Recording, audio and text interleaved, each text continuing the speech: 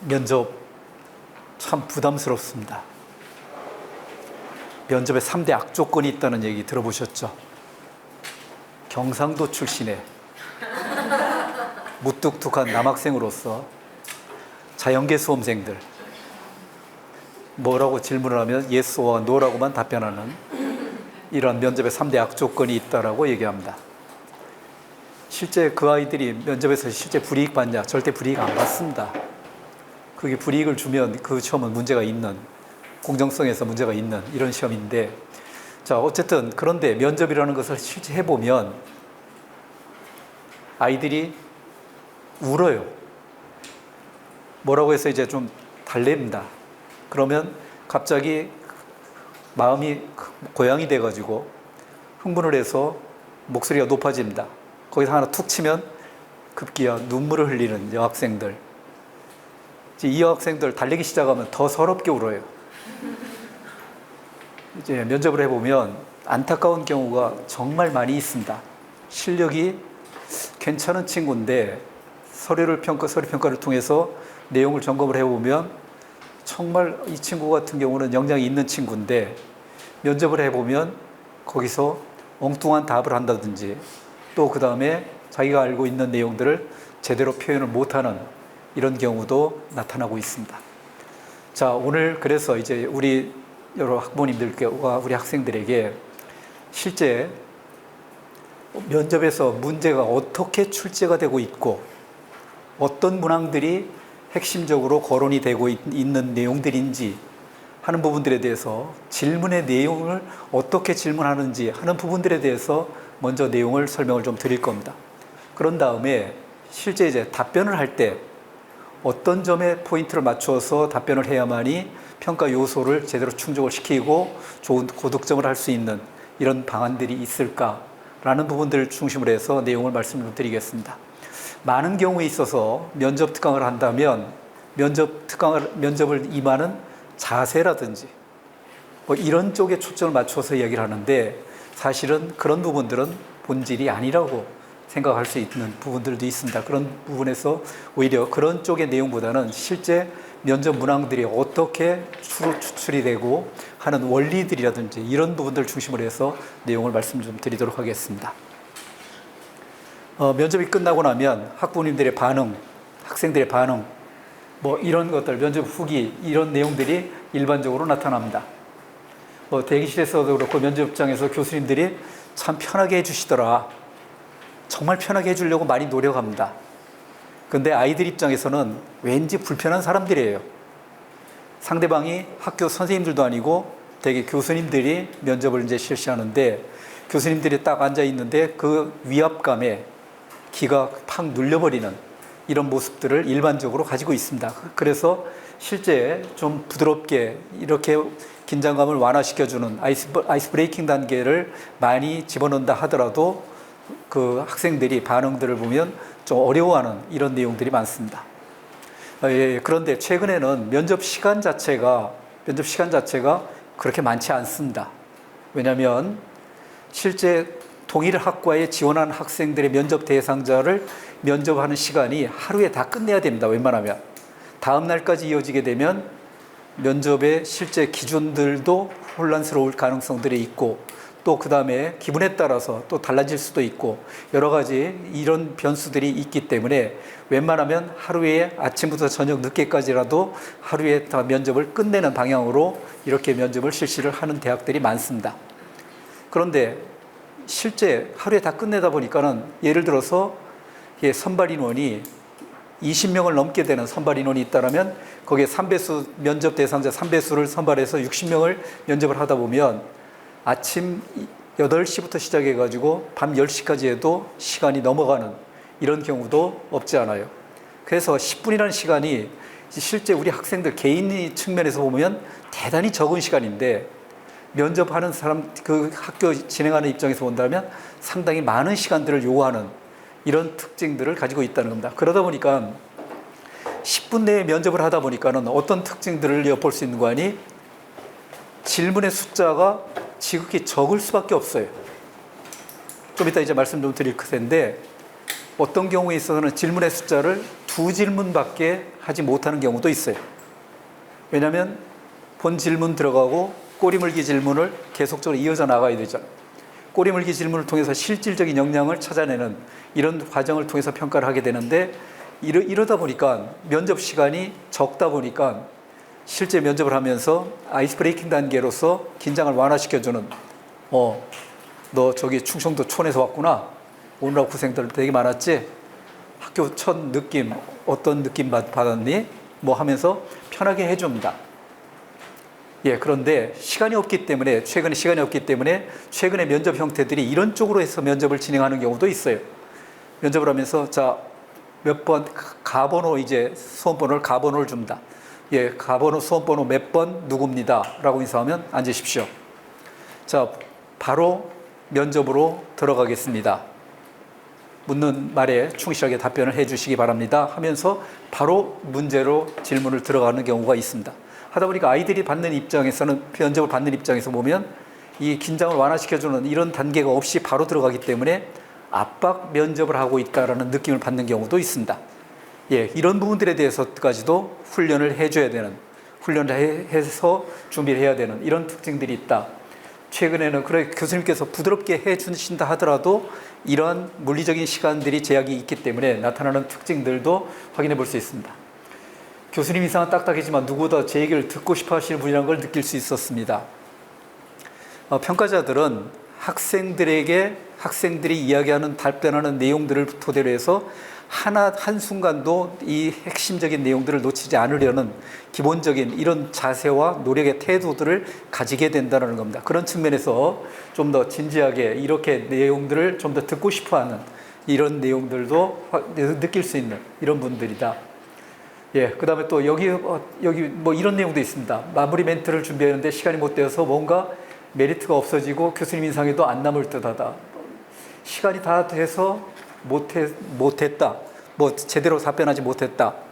또 그 다음에 이제 아이들이 가장 면접을 끝나고 나서 느끼는 반응들은 나 느낌 너무 좋아. 왜? 이 교수님께서 너무 부드럽게 말씀해 주시고 너무 좋은 말씀들을 많이 해주셨고 뭐 이런 느낌들 가지고 너 느낌이 좋다. 합격할 것 같은 불길한 예감이 든다. 라고 얘기를 하는데 누구나 똑같이 돼야죠. 그런 부분들 가지고 섣불리 평가를 할 수 없습니다. 또 어떤 경우는 면접 시간이 다른 애들보다 유독 짧았다. 이제 온갖 해석들이 다 떠돌리게 됩니다. 나는 합격을 할 수 있는 성적이기 때문에 여기서 그 시간을 짧게 했다. 또는 불합격을 할 것이다. 아무 상관없거든요. 그런 것들을 면접하는 사람들 입장에서는 그렇게 하다 보니까 면접의 내용들이 그렇게 시간이 제시가 된 것이지 의도를 가지고 이렇게 하는 경우도 없다. 라는 점들도 확인해 볼 수 있습니다. 절대 웃지 않으셔서 무서웠어요. 그런 경우도 있습니다. 어떤 경우를 보면 교수님들께서 아이들의 태도가 좀 불순한 아이들이 가끔 있어요. 거기에 태도가 좀 불순하니까 이 아이를 혼을 내기 시작한 겁니다. 이놈의 자식 하면서 10분 면접 중에서 6분을 혼을 냈어요. 이런 교수님도 계십니다. 그러면서 또 엄격하기 짝이 없는 이런 교수님들도 나름대로 있습니다. 이런 경우를 당한다 하더라도 어쨌든 대처를 해서 역량을 충분히 발휘할 수 있도록 이렇게 훈련을 좀 더 받아야 된다라는 점들도 확인해 볼 수 있습니다. 허점을 발견하려 최선을 다하시는 느낌, 그래도 교수님이 뭐라 한다고 기죽거나 절망하지 않음, 이거는 이 학생이 오해를 한 거죠. 절대 이 학생이 가지고 있는 역량을 폄하한다든지 또 깎아내리기 위한 면접, 떨어뜨리기 위한 면접이 아니라 실제 이 학생의 장점을 찾아내기 위한 면접을 기본적으로 자세를 가지고 면접을 임한다라는 점들도 확인해 볼 수 있습니다. 이런 반응들이 일반적으로 나타나는데, 또한 면접과 관련해서 이제 우리가 흔히 나타나고 있는 오해와 진실, 이런 것들을 한번 생각해 보면, 면접 잘하는 특정 유형이 있다. 특목고 자사고 아이들이 면접을 잘한다. 일반적으로 이렇게 얘기합니다. 반드시 그런 거냐? 그런 거 아니다. 면접을 잘하는 유형은 누가 면접을 잘하느냐? 예를 들어서 사교육 쪽에서 와서 이렇게 단계적으로 체계적으로 훈련을 받아서 이렇게 뭔가 연습을 많이 한 아이들이 잘하냐? 제가 보는 관점에서는 절대 그렇지 않더라. 오히려 이쪽에서 자칫 잘못해서 좀 더 왜곡된 방향으로서 훈련이 받은 아이들이 있다면 실제 저는 면접관 교육을 할 때 교수님들한테 이런 얘기합니다. 이런 식의 패턴을 가지고 면접에 임하는 아이들이 있다면 바로 압박 면접으로 들어가도 좋습니다. 라고 얘기하는데 예를 들어서 인사를 하는데 폴더 인사를 합니다. 또 말하는 어투 자체가 지극히 좀 뭔가 좀 느글거리는 이런 식의 과도하게 예의를 차리는 이런 내용들이 등장한다든지 한다면 느낌 자체가 별로 좋은 느낌을 가지지 못한다는 겁니다. 그런데 특목고 자사고 아이들이 면접을 잘한다. 왜 그러냐? 그럴 수도 있다. 그런데 반드시 일반화시켜서 적용할 수 있는 내용은 아니다. 그러면 이 아이들이 면접을 잘한다라고 받는 이유는 뭔가 봤더니 학교에서 면접을 대비하는데 학교에서 수업 시간에 이 훈련을 어느 정도 받은 아이들이라는 겁니다. 뭔 말씀인 거 아니? 토론식, 발표식 이렇게 뭔가 참여식 수업을 하는데 수업을 참여하는 모습들을 토대로 해서 무엇인가 훈련을 받은 아이들, 이 수업 참여의 모습들을 통해서 훈련을 받은 아이들은 공식적인 말하기 방식을 가지고 이야기를 하게 되죠. 또 그 다음에 발표를 하고 또 그 다음에 토론을 하게 되는 과정에서 논리적인 근거를 충분히 대면서 이야기를 전개하지 못했었을 때는 상대방으로부터 논박을 당할 가능성들도 있기 때문에 여기에 대한 대처 방식까지도 나름대로 생각하면서 발표를 하는 이런 특징들을 가지고 있는 이런 측면에서 실제 면접을 훈련을 받는 가장 좋은 효과적인 공간은 학교 수업이다. 수업을 통해서 공식적인 말하기 방식을 통해서 실제 이 말하기 방식 중에서도 설득적 말하기 방식을 일반적으로 많이 사용을 하게 되는데 이러한 방식을 훈련을 받은 아이들이 훨씬 더 낫지 특목고라고 해서 또 특정 지역의 아이들이라고 해서 예를 들어서 서울 수도권 지역에서 뭔가 일반적으로 일정 수준의 교양을 지닌 중산층 집안의 자녀로서 편안하게 이렇게 이야기를 답변을 할 수 있는 이런 훈련을 받은 아이들, 이런 특정인들에게 유리한 전형이냐? 절대 그런 건 아니다. 또 그 다음에 어떤 경우가 있는 거 아니? 말만 잘하는 아이들이 나타나고 있습니다. 말 잘하는 사람, 달변인 아이들이 면접을 좀 더 좋은 점수를 받는다. 실제 말 잘하는 녀석들이 면접을 해보면 많이 나타나냐? 많이 나타나지 않습니다. 가끔 있어요. 저 녀석 말을 아주 현란하게 잘하는데 그런데 그런 경우를 자세히 들어보면 내용이 좀 부실한, 내용은 부실한데 말은 번지르르하게 잘하는 이런 경우도 있습니다. 그런 식으로 얘기합니다. 실제 그런 아이들에 대한 높은 평가를 하느냐?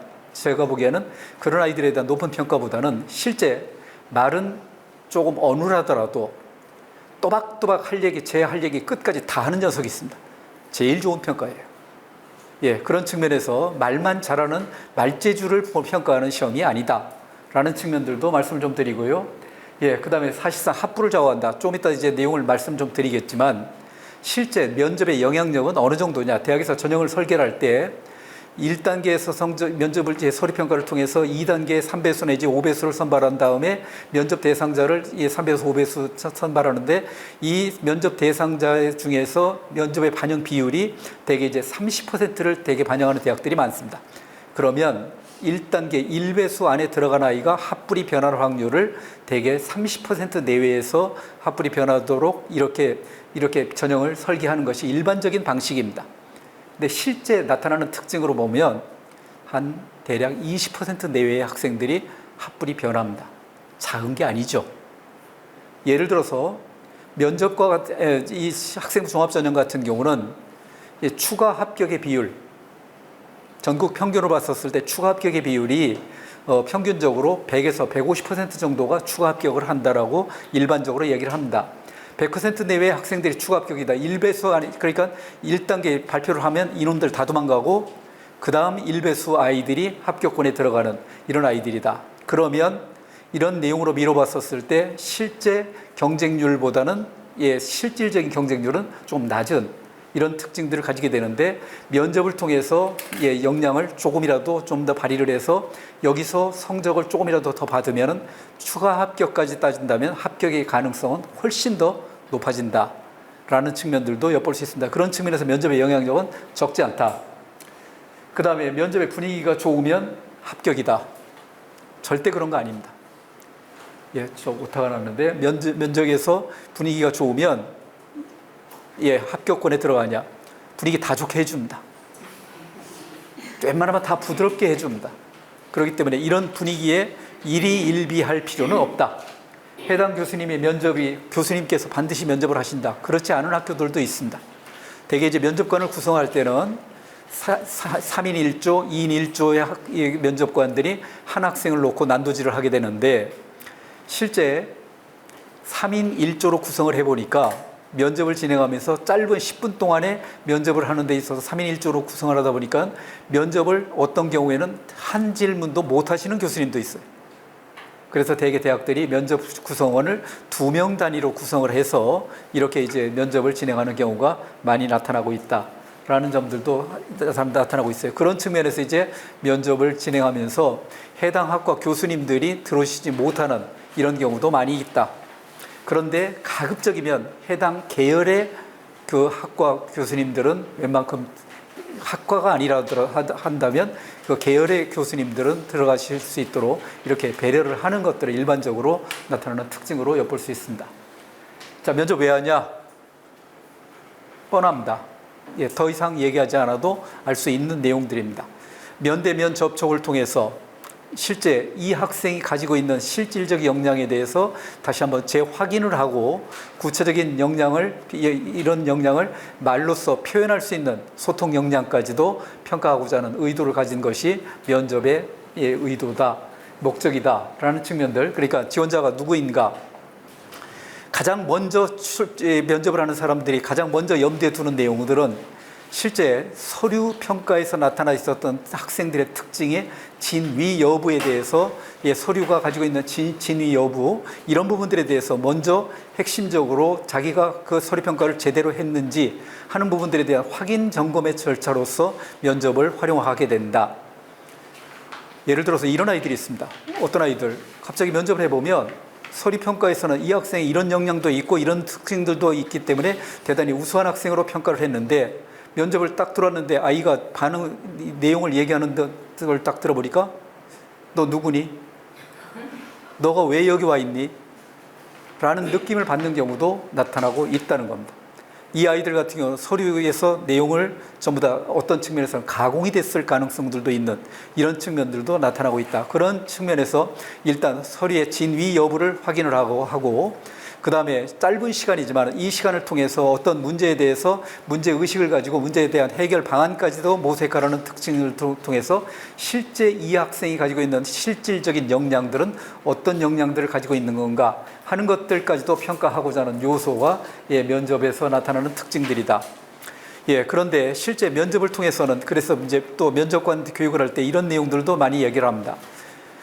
이 학생들이 3배수 학생들을 선발하게 되면 3배수 학생들이 전체가 다 합격 가능한 학생들이다 라는 내용을 염두에 두고 추가 합격으로 합격 가능할 이런 특징도 있죠. 그런 측면에서 실제 어떤 경우가 있는 거 아니, 맨 앞에 최상위권 학생들 빼내고 나머지 학생들 같은 경우는 합격권에 들어갈 학생들 1배수 안에만 면밀하게 검토를 하고 나머지 학생들은 다 떨어질 아이들이니까 똑같이 평가를 한다든지 하는 경우가 나타나고 있는데 이런 경우가 절대 나타나면 안 된다.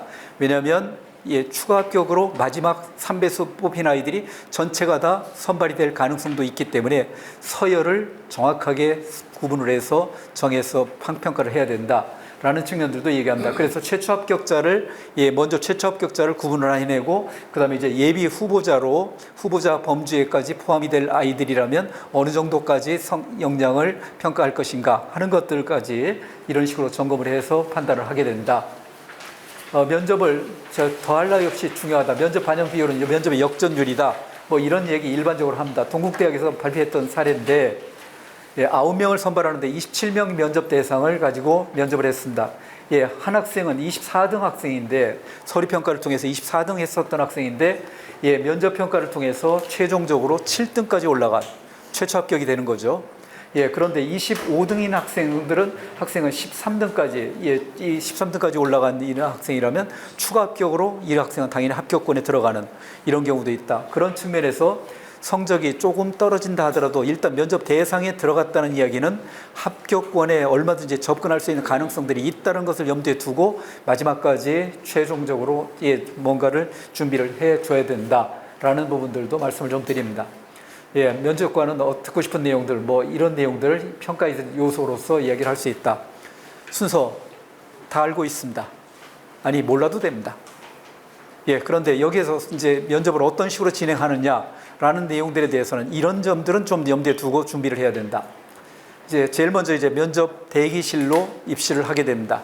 면접 대기실로 입실을 하는데 이제 건물을 대개 차단을 해버리죠. 면접 현장에 들어갈 학생들과 학부모님들 같이 오는데 학부모님들은 이제 면접 현장에 들어갈 수 없기 때문에 그 현관에서 이제 그 건물 현관에서 차단을 해버립니다. 그러고 나서 아이들이 이제 면접 대기장에 들어갑니다. 근데 면접 대기장에 들어가서 쭈삣쭈삣 멍하니 기다리는 아이들이 가끔 있습니다.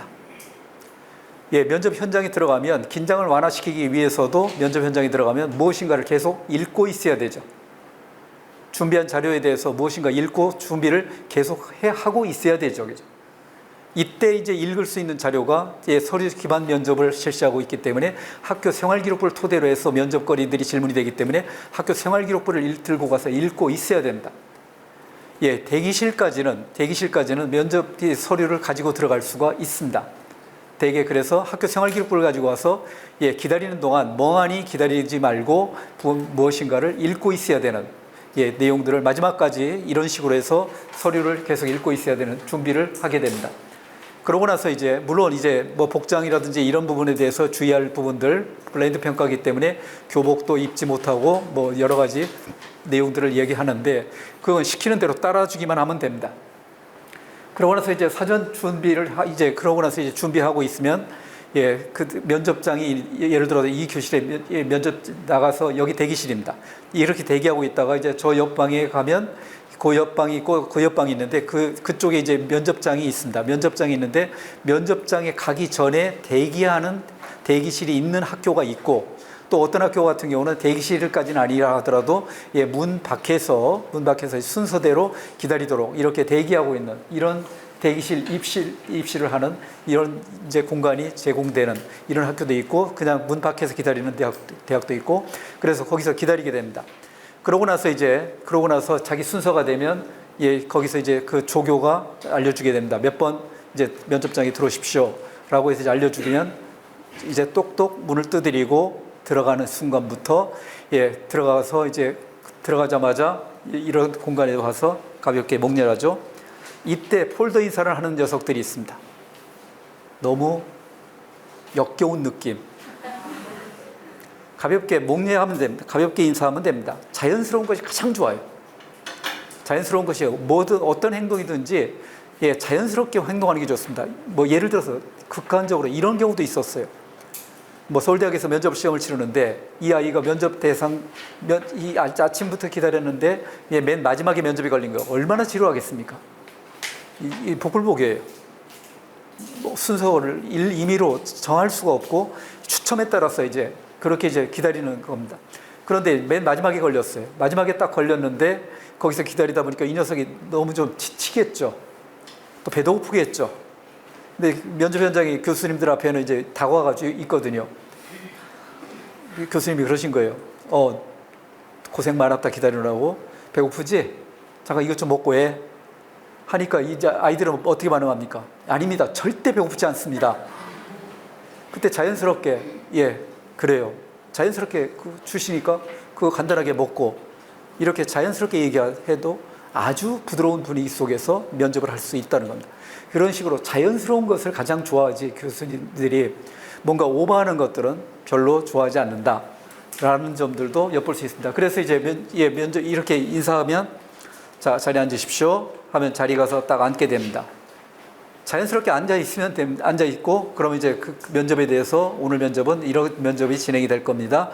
성실하게 답변해 주시기 바랍니다. 자, 그러면서 바로 첫 번째 질문 들어가겠습니다. 라고 해서 질문으로 들어가면 됩니다. 그러고 나서 질문이 끝나고 나면 고생하셨습니다. 라고 하면서 나가셔도 좋습니다. 하면 그때 간단하게 일어서서 또 목례하고 나오면 됩니다. 근데 이때 나가는 순간에 어떤 녀석 보면 문을 꽝 하고 닫고 나가는 녀석도 있습니다. 그러면 꽝 하고 닫고 나가는 순간 현장에서의 반응들은 어떤 반응들이 나타나는지 아시죠? 저놈의 자식 봐라 저거. 예, 이런 반응들이 있습니다. 면접은 문을 두드리고 들어와서 문을 끝나고 나서 인사하고 나가는 순간까지가 전체가 다 평가 대상이 됩니다. 예, 태도와 관련된 부분들도 평가 대상인데, 물론 이 부분을 과도하게 높게 평가하지는 않지만 태도와 관련된 부분에서 불순한 태도를 가지고 있어서 예, 이렇게 뭔가 불이익을 당하는 경우도 없지 않을 수 있다라는 측면에서 면접의 대기실에 고사실에 나오는 순간까지 이렇게 면접 평가 대상이 된다라는 점들도 유념을 해서 준비를 해주면 좋겠다. 평가 요소들 대학마다 다릅니다. 대학마다 다른데 대개 학업과 관련된 역량에 대해서도 평가를 하게 되고, 예, 그 다음에 진로와 관련된 역량에 대해서 평가를 하게 되고, 공동체 의식과 관련된 부분에 대해서 평가를 합니다. 어떤 대학 같은 경우는 인성이라는 부분을 편차가 날 수 있는 부분들이 적기 때문에 이 부분들을 아예 생략을 하고, 예, 학업과 관련된 역량이라든지 또 그 다음에 진로와 관련된 역량을 직접적으로 핵심적으로 그런 내용만 묻는 이런 경우도 나타나고 있다. 이 부분들은 각 대학교 입학처 홈페이지에 가면 입시 요강에 보면 예, 평가 요소들이 어떻게 평가를 하고 있다라는 부분들, 그러면 이 부분들은 정확하게 읽으셔야 됩니다. 왜냐하면 앞으로 자료를 준비를 할 때 어떤 자료들을 어떻게 선별을 해서 예, 준비를 할 것인가 하는 것들을 잡는데 이 기준점들이 되는 것이 그 입시 요강에 나와 있는 이런 평가 요소들이다라는 점들도 확인해 볼 수 있습니다. 예를 들어서 전공 진로 역량과 관련된 부분에 대해서 평가를 한다면 평가 항목들은 예, 저런 내용들이 평가 항목이 되는데, 예를 들어 우리 학과에 지원한 동기에 대해서 이야기해 보실까요? 예, 그러면 이 동기에 대해서 그런 이야기했는데 그런 것들과 관련해서 학업적인 내용에서 어떤 면들을 어떻게 준비를 했는지 한번 설명을 해 보십시오. 라고 한다면 거기에 대해서 이야기하면 그것도 추가 질문을 통해서 이 부분들에 대해서 디테일하게 이런 역량들을 어떻게 갖추기 위한 이런 것들, 또 그다음에 그런 것들을 통해서 어떤 점에서 본인이 성장했다라고 느끼는지 하는 부분들에 대한 내용들을 제시한다면 이러한 내용들을 토대로 해서 전공 적합성, 진로 역량과 관련된 부분에 대해서 평가 요소를 잡아내게 된다. 예, 이런 내용들, 그래서 뭐 예를 들어 발전 가능성과 관련된 요소는 이런 측면들을 엿보면서 발전 가능성을 엿본다. 그런 쪽으로 해서 문항을 제시할 때는 그 문항에서 평가하고자 하는 내용의 항목들이 반드시 포함이 돼서 어떤 역량을 구체적으로 가지고 있는지 점검을 해서 판단을 하게 된다. 면접의 유형들 다 있는데 이런 것들 다 필요 없습니다. 예, 오늘 말씀드리는 내용은 학생부 종합전형에서 일반적으로 실시하고 있는 서류 기반 면접, 제출 서류 기반 면접을 통해서 이야기하는 겁니다. 학교 생활기록부를 토대로 해서 예전에는 자기소개서가 있었지만 자기소개서가 없어지면서 생활기록부를 통해서 나타나는 특징들과 관련된 부분에 대한 면접이기 때문에 서류 기반 면접을 실시하고 있다. 뭐 의과대학에서 MMI 면접, 예, 다중 미니 면접도 실시하고 있고, 제시문 기반 면접, 일부 몰지각한 대학들이죠. 서울대, 연세대, 고려대. 제시문 기반 면접은 말로 하는 논술이라고 보시면 됩니다. 구술고사의 성격이죠. 구술고사의 성격이기 때문에 실제 제시문을 읽고, 그 다음에 제시문을 읽고 거기에 대해서 문제의식을 가지고 문제의식을 도출하고, 또 그 다음에 그 문제의식을 도출하는 내용들을 토대로 해서 무엇인가 해결 방안까지 모색을 한다든지, 또 그 다음에 문제에서 요구하고 있는 구체적인 내용들에 대해서 답변을 요구하고 있는 아주 디테일하게 실제 논술을 말로써 하는 이런 역량까지 평가하는 좀 고등사고 역량을 평가하는 대학들이 제시문 기반 면접을 실시하고 있다. 라고, 그 다음에 일반적으로 학생부 종합전형에서는 서류 기반 면접을 실시하고 있다는 점들도 확인해 볼 수 있습니다. 이런 대학들, 서류 기반 면접을 실시하고 있는 대학들, 저렇게 많은 대학들이 이렇게 서류 기반 면접을 실시하고 있다. 그 다음에 평가의 척도는 이제 어떤 식으로 평가를 해서 학생들의 역량을 구분하느냐.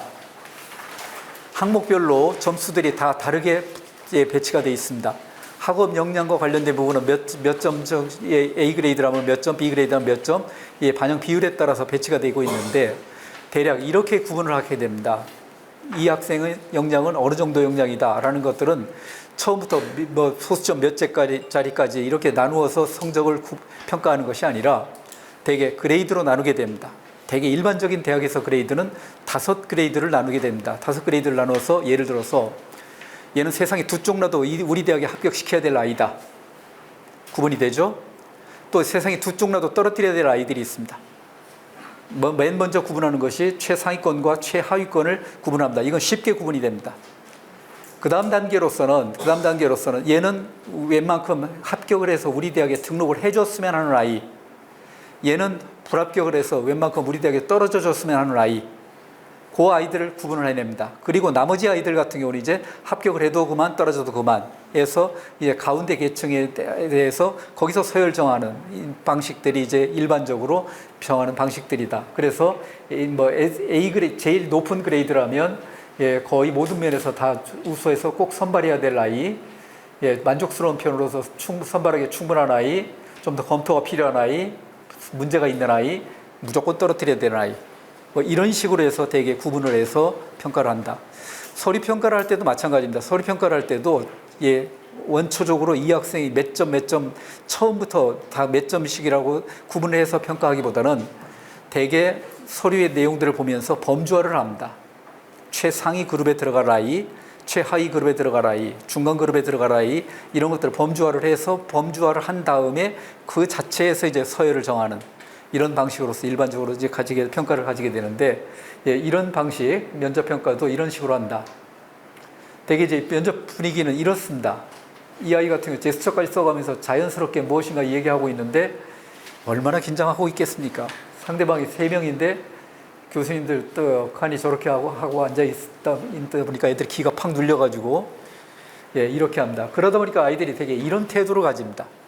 모범적인 이런 모습들을 가지고 우리들이 흔히 이제 면접에서 가장 좋은 바람직한 모습을 이런 거라고 얘기하는데, 얘 어때요? 바짝 긴장하고 있죠. 자연스럽지 못합니다. 그냥 자연스럽게 자연스럽게 이렇게 그냥 직각으로 이렇지 않아도 자연스러우면 됩니다. 자연스럽게 내려놓고 그런 부분들에 대해서 너무 많이 과도하게 평가의 비중을 높이지 않는다는 겁니다. 어쨌든 자세에 대해서, 태도에 대해서는 너무 그렇게 민감하게 반응 보이지 않으셔도 좋다. 블라인드 면접이다. 블라인드 면접이라는 게 뭐냐? 간단합니다. 이름도 몰라요, 성도 몰라요. 알면 안 된다는 거죠. 왜? 공정성을 훼손할 수 있는 이런, 혹시라도 공정성을 훼손할 가능성이 있다라면, 또한 예를 들어서 이 학생이 특목고 449 학생으로서 전국 단위에 있는 이런 학교로서 얘는 명문고등학교에서 공부를 했기 때문에 내신 성적이 조금 떨어지더라도 얘는 합격권에 들어가도록 해야 된다. 만약에 이렇게 한다면 이 제도는 문제가 있는 평가 제도로 낙인을 찍힐 수밖에 없죠. 분명히 그러면 안 됩니다. 편견 요소를 배제하기 위해서 블라인드 면접을 실시하고 있다. 블라인드 면접이 실시가 되면서 예전과 같은 방식으로서 학생의 신상을 충분히 이해할 수 있는, 즉 학생이 가지고 있는 교육 환경적 요소를 이해할 수 있는 이런 평가 방식들도 나름대로 의미를 지니는데, 어쨌든 공정성 논란들이 있으면서 좀 더 객관적이고도 공정한 평가 도구로서의 그 편견 요소를 배제하기 위해서 나타난 특징들이 블라인드 면접이다. 여기서 이제 수험생 이름도 몰라요. 수험번호도 모르도록 돼 있어요. 수험번호도 아침에 일단 원래 수험번호는 있지만 현장에 나타나면 대기실에서 수험번호를 가수험번호로 다시 주어가지고 여기다가 낙인처럼 딱 붙입니다. 스티커로 가슴에다 붙여가지고 수험번호도 다시 한번 이렇게 해서 무엇인가 부정의 소지를 원초적으로 봉쇄를 하고 있는, 출신 고교 절대 모르도록 절대 다 브랭크로 두죠. 그 다음에 고교 유형이라든지, 그 다음에 교복도 착용하지 못하도록 되어 있습니다. 어떤 학교 교복 보면, 특히 여학생들 교복 보면 실용복과 비슷할 정도로 많이 나타나서 좀 세련된 이런 교복들이 입잖아요. 실용복인지 이게 교복인지 또 사복인지 파악하지 못하도록 했는데, 그럴 경우로 하더라도 혹시 그 내용을 인지를 하고 평가를 할 수도 있다라는 원초적으로 그런 거 막기 위해서 그런 학생들이라면 학교 와서 어떤 경우에는 졸업가운 같아 완전히 다 입혀가지고 다 감싸서 모르게 안 보이게 한다든지, 또 어떤 경우는 보면 후드티를 가지고 교복 입고 오면 그 후드티로 갈아입힙니다. 이런 식으로 해서 전체적으로 원초적으로 이런 부정의 소지를 없애고 있다. 그 다음에 또 하나 이제 놓치는 부분들 중에 하나가 수험생 성명이라든지 출신 고교를 일반적으로 얘기하고, 또 부모의 경제적인 사회적 지위라든지 하는 것들을 나타낼 수 있는 이런 내용들도 이야기를 하게 되면 직접적으로 감점이라든지 불합격을 시키게 되는 이런 블라인드 면접을 실시를 하게 된다. 라는 측면들도 확인해 볼 수 있습니다. 지원한 이유에 대해서 말해봐라 하겠는데, 저는 아버님을 존경하기 때문에 롤모델을 잡고 있는데, 아버님이 그 공무원으로서 공직자로서 청렴하게 살아오신 부모님의 사회 경제적인 지위가 드러나고 있죠. 흔히 또 아이들이 흔히 실수하는 내용들 중에 하나가, 시골에서 농사를 짓고 계시는 부모님의 영향력을 통해서, 부모님을 통해서 이런 면들을 깨닫고 제가 열심히 공부해서 이렇게 역량을 갖추게 되었다라고 얘기하는 경우가 있는데, 이럴 경우라 하더라도 농사를 짓고 계시는 부모님 직업이라든지 이런 역량들, 이런 것들을 자연스럽게 드러내고 있죠. 또 일반적으로 이야기하는 내용 중에서 3대째 한의 집안에서 태어나서 불가피하게 이런 어릴 시절부터 이런 내용들, 이것도 사회 경제적 지위가, 그래서 이런 내용들이 나타나면 무조건 불이익을 당한다라고 이렇게 보시면 된다라는 점들도 확인해 볼 수 있습니다. 자, 그러면 이제 본격적으로 서류 기반 면접에 대해서 내용을 말씀 좀 드리도록 하겠습니다. 진정성을 확인하고 진위 여부를 파악하고자 한다. 뭐 다 아시는 부분들입니다. 그런데 단독으로 이제 교과 지식을 확인하는 이 내용들, 예를 들어서 어떤 교과에 대해서 이제 물리학이 중요한 교과목의 중요한 전공과 관련된 학과에서 물리학에서 이 학생의 생활기록부에 나와 있는 내용들이 기술된 내용들이 아니라 물리학과 관련된 중요한 이론이라고 생각되는 평가자가 이론이라고 생각되는 것을 하나를 잡아서 이 부분에 대해서 집중적으로 아이들이 배경 지식을 어느 정도 가지고 있는지, 어느 정도 역량을 가지고 있는지를 묻게 되는 문제를 절대 출제하면 안 된다라는 겁니다. 그래서 실제 교과서에서 내용 공부한 내용들을 어느 정도까지 제대로 알고 있는지 하는 것들을 평가하기 위해서는 실제 학교 생활기록부에 기록되어 있는 내용 범위 내에서 내용을 이야기하도록 되어 있습니다. 그렇기 때문에 학교 생활기록부 그 자체에서 교육과정 내에서 이야기하는 건 좋은데, 이 내용을 벗어난 부분들에 대해서까지 이야기하는 것, 질문하는 것들은 금지가 되어 있다라는 점들도 확인해 볼 수 있겠고요. 그 다음에 질문의 방향성은 본인만이 대답할 수 있는 활동과 경험의 내용들, 학교 생활기록부에 기록된 내용이 개별화에 대해서 이 학생의 특징들이, 교과 활동들이 기록이 되어 있잖아요. 그러면 이 내용 범주 내에서만 이야기하고 있기 때문에 본인이 대답할 수 있는 활동이나 경험의 내용이 되겠죠.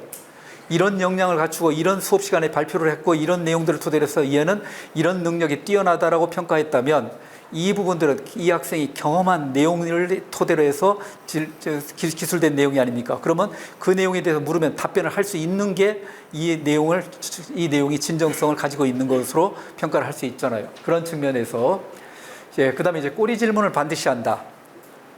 이 이야기를 통해서 본 질문이 있게 되면 본 질문을 토대로 해서 이어서 꼬리 질문을 토대로 해서 실질적인 역량이 파악되는 것은 대개 이어지는 후속 연계 꼬리 질문을 통해서 역량들을 파악하게 된다.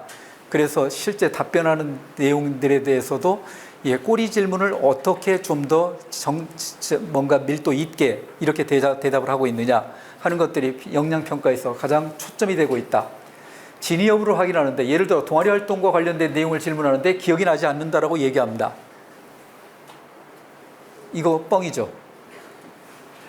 동아리 활동과 관련된 개인의 활동한 내용을 기록해 줬기 때문에 이런 내용에 대해서 답변을 할 수 있어야 되죠. 그 다음에 경험적 사실로 분명히 얘기가 돼 있는데 이거를 뭔가 기억하지 못한다는 것은 문제가 있는 것으로, 그 다음에 예를 들어서 이제 독서활동과 관련해서 이제 이런 일부 많이 걸리는데, 독서활동과 관련해서 구체적인 질문할 때 답변하지 못하는 경우, 이것도 진정성에서 문제가 있을 소지가 있죠. 그런데 이렇게는 얘기합니다. 최근에도 몇 개 대학에서 면접관 교육을 이제 미리 좀 면접관 교육을 하면서 이런 내용들을 한번 이야기한 적이 있었는데, 독서활동 교수님께 질문했어요. 교수님들 1학년 때 예를 들어서 한 3년 전에 읽었던 책에 대해서 교수님들 어느 정도 기억에 남는 부분이 있습니까?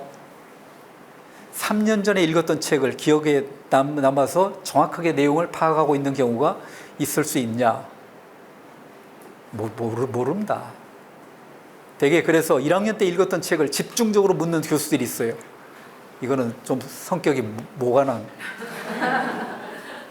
그런 측면들이 없지 않다라고까지 농담삼아 얘기를 하는데, 1학년 때 읽었던 책보다는 가급적 최근에 읽었던 2학년 때, 3학년 때 읽었던 책들 중에서 무엇인가 전공과 진로와 관련해서 지적 호기심을 엿볼 수 있는 내용들이라든지 자기주도적 학업 역량을 엿볼 수 있는 내용들이 등장한다면 이런 부분들에 대해서는 분명히 내용을 토대로 해서 심도 있게 심층적으로 여기서 글쓴이가 말하고자 하는 핵심적인 내용이 어떤 부분들이고 어떤 부분에 대한 문제의식을 가지고 이렇게 내용을 얘기했는지까지도 내용을 물을 수 있는 이런 측면들도 있다. 그런 것들 현실적으로 이제 묻는 이런 방법들과 관련해서 구체적 질문에 대해서 답변하지 못한다면 진위 여부에서 문제를 가지고 있다. 그래서 이제 예를 하나 들어드리면 이런 식으로 예를 들어드리고 있어요.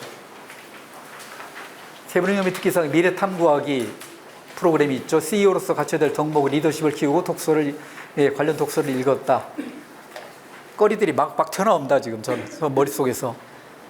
미래탐구하기 프로젝트가 도대체 어떤 프로젝트를 이야기하고 있고 이 프로젝트를 통해서 너는 어떤 내용들을 어떻게 발표를 하고 어떤 내용들을 준비를 해서 공부를 했느냐라는 부분들을 얘기를 할 거고 또 그 다음에 이런 부분들을 통해서 너가 성장한 점, 배우고 느낀 점은 어떤 것들이 있는지에 대해서 계속적으로 물어볼 수 있을 것 같고 CEO로서 갖춰야 될 덕목이 리더십을 가지고 그러면 CEO로서 어떤 덕목들이 CEO에게 요구되는 역량들이냐 리더십이 왜 필요하냐 구체적인 내용들을 토대로 해서 한번 얘기를 해봐라 라고도 얘기할 수 있겠고 그 다음에 관련 도서를 읽었던 책에 대해서 어떤 책을 어떻게 읽었고 하는 부분에 대해서 구체적인 질문들을 이야기할 겁니다. 이렇게 실질적으로 이 활동 경험의 내용들을 토대로 해서 확인 질문을 하는 데 있어서 내용들을 좀 더 디테일하게 확인 질문을 하고 있다라는 점들도 확인해 볼 수 있습니다. 여기서도 모든 질문은 다 서류 안에 있다. 서류를 보면 온통 면접거리로 넘쳐난다. 라는 점들도 확인해 볼 수 있습니다. 이런 내용들을 얘기합니다. 그래서 이제 많이 질문하는 내용들을 보면 예를 들어봐라. 결과가 어땠냐? 상황이 어땠냐? 어떤 방식으로 진행했냐? 또 깨달은 바가 뭐냐? 경험한 내용들은 발휘한 경험들을 한번 읽어보십시오. 이런 내용들은 이제 소재를 볼 때 여기서 이제 핵심적으로 쓰인 소재들을 볼 때 이 소재로부터 이야기를 끌어내는 질문들을 끌어내는 방식들을 이런 서술어를 일반적으로 사용해서 파악을 하고 있다. 그런 측면에서 이제 여러분들께서 학교 생활기록을 읽을 때 이런 점을 염두에 두고 문제거리들을 한번 도출해보는 이런 연습들을 해보면 도움이 되겠다. 그래서 질문의 내용들도 사실은 면접관이 면접을 하기 전에 서류를 확인하는 단계를 갖추게 됩니다. 서류 확인을 통해서 일정 부분의 문제들을 요 학생 같은 경우는 이런 내용들에 대해서 반드시 질문해야겠구나 라는 것들을 메모를 해두게 됩니다. 근데 그때 이제 이런 메모를 할 때 주된 질문 하나만을 이야기하는 것이 아니라 주된 질문이 있고 추가적으로 심층적인 질문을 어떤 내용들을 아마 이런 내용들의 답변이 이런 내용들이 있을 것이다. 여기에 추가 질문을 어떻게 할 거고 또 확인 질문을 어떻게 할 것인가 하는 것들까지도 내용을 미리 구상을 해두고 그 다음에 평가를 하면서는 이런 내용들까지 다 대답을 했었을 때 평가의 그레이드는 이런 정도 그레이드를 주겠구나 라는 것들까지도 나름대로 염두에 두고 구상을 해두게 됩니다. 면접을 이제 추가적인 질문하는 방식들을 보면 이제 일반적으로 교수님들한테 이런 강의를 하면서 이런 내용들을 얘기합니다. 되게 스타 기법과 팩트 기법이 있다고 그러는데 스타 기법은 먼저 이제 시츄에이션과 관련된 내용들, 이 발생 상황과 배경, 동기, 그 다음에 태스크, 그 다음에 어떤 액션을 취했는지, 결과는 어땠는지 하는 내용들의 질문의 범주에서 포함이 될 수 있도록 이런 쪽으로 해서 이제 내용을 구성을 하게 되고 그래서 이런 질문합니다. 상황에 대해서 한번 설명해봐라. 맥락을 다각적으로 설명하겠죠? 그러면 그때 지원자가 그때 수행했던 과제는 뭡니까? 그러면 어떤 식으로 대응을 했고 이때 취한 행동을 이야기해 보십시오.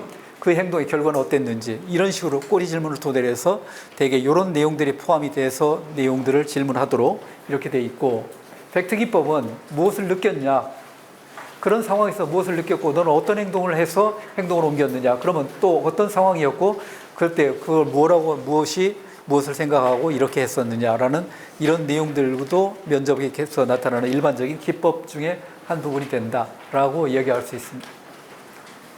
그래서 실제 이제 생활기록부를 봐가면서 예를 들어 진로 활동과 관련된 부분에 대해서 어떤 탐색 노력을 기울였는가 라고 했었을 때 이제 본인이 답변이 나는 이런 노력을 했습니다라고 생각된다면 이런 질문에 대한 내용들을 만들 수가 있을 것 같고, 또 그 다음에 아니다 라고 답변을 한다면 이런 내용들에 대해서 질문을 만들 수 있다라는 것들을 이제 이렇게 실제 면접에서 어떻게 문항을 만들어내는지 하는 것들을 가지고 우리 학생이 이런 활동을 했다 안 했다를 토대로 해서 면접의 거리들을 만드는 이런 내용들도 이렇게 제시를 해주고 있다라는 점들도 확인해 볼 수 있겠고요. 그래서 이제 면접의 질문의 유형들을, 이제 면접을 질문 유형들을 끄집어내기 위한 이제 구체적인 방향성들을 가지고 이렇게 면접을 하겠는데, 면접의 내용으로 미뤄봤을 때 진위 여부를 확인하는 이런 질문을 하는 것들이 적절한 내용들도 있고, 또 어떤 경우에는 의지를 확인하는 활동이나 계기라든지 이유라든지 목표라든지 이런 부분들에 대해서 이 활동의 내용을 통해서 분명히 좀 질문을 했으면 좋겠구나 라는 거리들이 있을 수 있고, 어떤 경우에는 소양을 확인하기 위한 행동의 결과에 대한 이해와 해석들을 토대로 해서 어떤 역량들을 구체적으로 가지고 있는지 하는 질문들을 할 수 있는 소재들도 나타나고 있다라는 점들입니다. 그래서 생활기록부를 읽다 보면 저 같은 경우 아까 말씀드렸다시피 전체가 다 질문거리가 된다겠죠. 질문거리가 되는데, 이 질문거리 중에서 어떤 면접거리를 제시했었을 때 이 학생의 역량을 핵심적으로 잡아내는 포인트가 될 것인가 하는 것들이 사실은 잡아내는데 가장 고민입니다. 왜냐하면 시간이 길면 충분히 다 질문할 수 있지만 시간이 짧기 때문에 이런 내용들을 효과적으로 질문하기 위한 장치들을 어떤 식으로 이제 구성을 할 거냐라는 부분에 대해서 이제 하는데, 이런 부분들을 토대로 해서 이제 되게 나누는 기준들을 이런 것들을 기준으로 해서 잡게 된다. 그래서 시작 질문은 이런 여러 가지 경험과 관련된 요소들인데, 시작 질문과 관련해서 어떤 경험을 이끌어내서 이 내용을 가지고 시작할 건가 라는 것들, 예를 들어서 2학년 1학기 무슨 실험과 화학 세특에서 이런 내용들 이렇게 등장하는데 어떤 내용이 책임다. 얘는 여기에는 이제 역량을 찾아내기 위해서, 이 학생의 역량을 찾아내기 위해서 독서와 관련된 내용을 토대로 해서 진정으로 읽었고, 이 내용을 얼마만큼 깊이 있게 읽었고, 이 내용을 교과와의 연결 고리 속에서 얼마만큼 충실히 이해를 했는지 하는 것들을 점검하고자 하는 이런 질문거리들을 후보 경험을 검색을 해서 이렇게 선택을 한 거죠. 그죠? 밑에도 이제 기재 내역이 구체적이지 않다면 지원자가 의미를 두고 했던 경험을 선택하도록, 너 이런 경험 중에서 너가 가장 의미 있다고 생각되는 거를 하나 생각해서 이야기를 해봐라 라고 해서 이렇게 경험의 폭을 줄여주는 이런 내용들도 이야기를 할 수 있겠고, 이런 내용들을 토대로 해서 이제 선택된 경험과 관련해서 시작 질문을 시작을 합니다. 그래서 글쓰기 수상과 관련해서 확인이 되는데 가장 기억에 남는 수상은 뭐냐, 그 다음에 이런 것들 주제는 뭐였냐, 구체적인 정보를 얻기 위해서 계속 내용이 들어가고, 그 다음에 구체성과 질문의 길이를 조정을 한다. 질문을 할 때는 질문의 길이도 조정을 해야 된다. 여기 없군요. 질문의 길이도 나름대로 답변의 길이도 조정을 해야 되는데, 어떤 경우가 있었는가 하니 질문의 길이가 너무 길어가지고 아이가 들으면서 이 질문의 핵심이 뭔지를 놓치는 겁니다. 그러면서 이제 놓치니까 이제 교수님께서 또 의욕이 또 생기시니까 그 내용에 대해서 계속 설명을 하죠. 어떤 경우에 10분 면접인데 5분 동안 질문을 하는 이런 경우도 있어요. 이제 그러면 그 학생이 나오자마자 이제 본부에 와서 난리 나죠. 총장 나오라고 그래.부터 시작해가지고 뭐 이제 온통 난리가 납니다. 참 우여곡절도 많습니다. 이런 내용들. 자, 그 다음에 수준을 조정해야 된다. 라는 내용들, 수준 조정하는 내용들, 그 다음에 검증 질문, 꼬리물기 질문을 통해서 검증하는 내용들, 뭐 사례를 얘기를 해봐라, 또 활동을 할 때 이렇게 했다, 구체적인 내용들, 이런 것들을 통해서 이제 검증과 관련된 내용까지 질문한다. 대개 질문의 패턴들을 보면 가장 그 일반적인 레귤러한 이런 질문의 내용은 이런 질문을 일반적으로 합니다. 시작 질문, 기억에 남는 수상 하나 얘기해봐라. 추가 질문, 진위 여부 확인하죠. 100일장 수상을 했는데 주제는 뭐였고, 이런 내용을 통해서 진위 여부를 확인하고, 그 다음에 그런 내용들을 통해서 그 어떤 행동을 보고 무분별하고 표현한 거냐, 추가 질문을 통해서 이제 논리 구조를 따지게 되는 거죠. 논리 구조를 따져서 결국 그런 다음에 이제 입상을 했기 때문에 나왔다고 생각되나요? 뭐 이런 내용들을 통해서 수준까지 점검을 해서 하나의 세트로서 완성된 이런 질문의 거리들이 이렇게 구성이 되고 있다라는 점들도 확인해 볼 수 있습니다. 이 내용은 면접관들에게 실제 교육하는 내용으로서 면접의 질문들을 어떻게 선발을, 거리들을 찾아내느냐 하는 것들에 대해서 내용을 요약한 부분들이 됩니다. 반드시 학교 생활기록부에 기반을 둔 출제를 합니다. 서류 기반 면접은 이런 내용을 통해서 출제를 하게 되고, 그 다음에 편견이 드러나는 문항을 출제를 하면 안 됩니다. 예를 들어서 예전에 언어 영역 수능에서 듣기 평가 문제에서 이런 문제를 출제한 적이 있었습니다. 야구에서 커브를 던지는 원리에 대해서 듣기 평가 지문으로서 활용을 해서 출제를 한 적이 있었습니다. 그런데 그 문제는 결국 살아남지 못하고 검토 과정에서 드롭이 된 이런 과정이 있었습니다. 이유가 뭘까요? 특정 학생들에게 유리하게 작용할 수 있는 내용이다. 야구를 좋아하는 남학생들, 커브의 원리 다 알고 있죠. 내용 듣지 않아도 알 수 있죠. 그러면 그 학생들에게 유리한 평가라면 평가 도구는 편견을 지니고 있고, 평가 도구는 문제가 있는 도구로서 얘기될 수 있죠. 이런 점까지도 고려를 해서 출제를 하게 된다는 겁니다. 면접도 마찬가지죠. 이런 학교도 있었어요. 여학생이 들어왔는데 웃으시면서 면접관이 정말 장난스럽게 뭔가 긴장을 풀어준다는 생각으로 학생은 몸 관리를 어떻게 해서 그렇게 몸이 살이 많이 쪄서 이런 모습을 가지고 있느냐라고 얘기한 순간 이 학생이 눈물을 흘리기 시작했어요. 울기 시작했어요. 농담 삼아 했는데 이 아이는 진심으로 받아들이고 울기 시작했어요. 면접이 진행이 안 됐습니다. 난리가 났죠. 이럴 경우도 나타나고 있다는 겁니다. 이럴 경우가 있다면 이건 문제가 되는 건 심각하죠.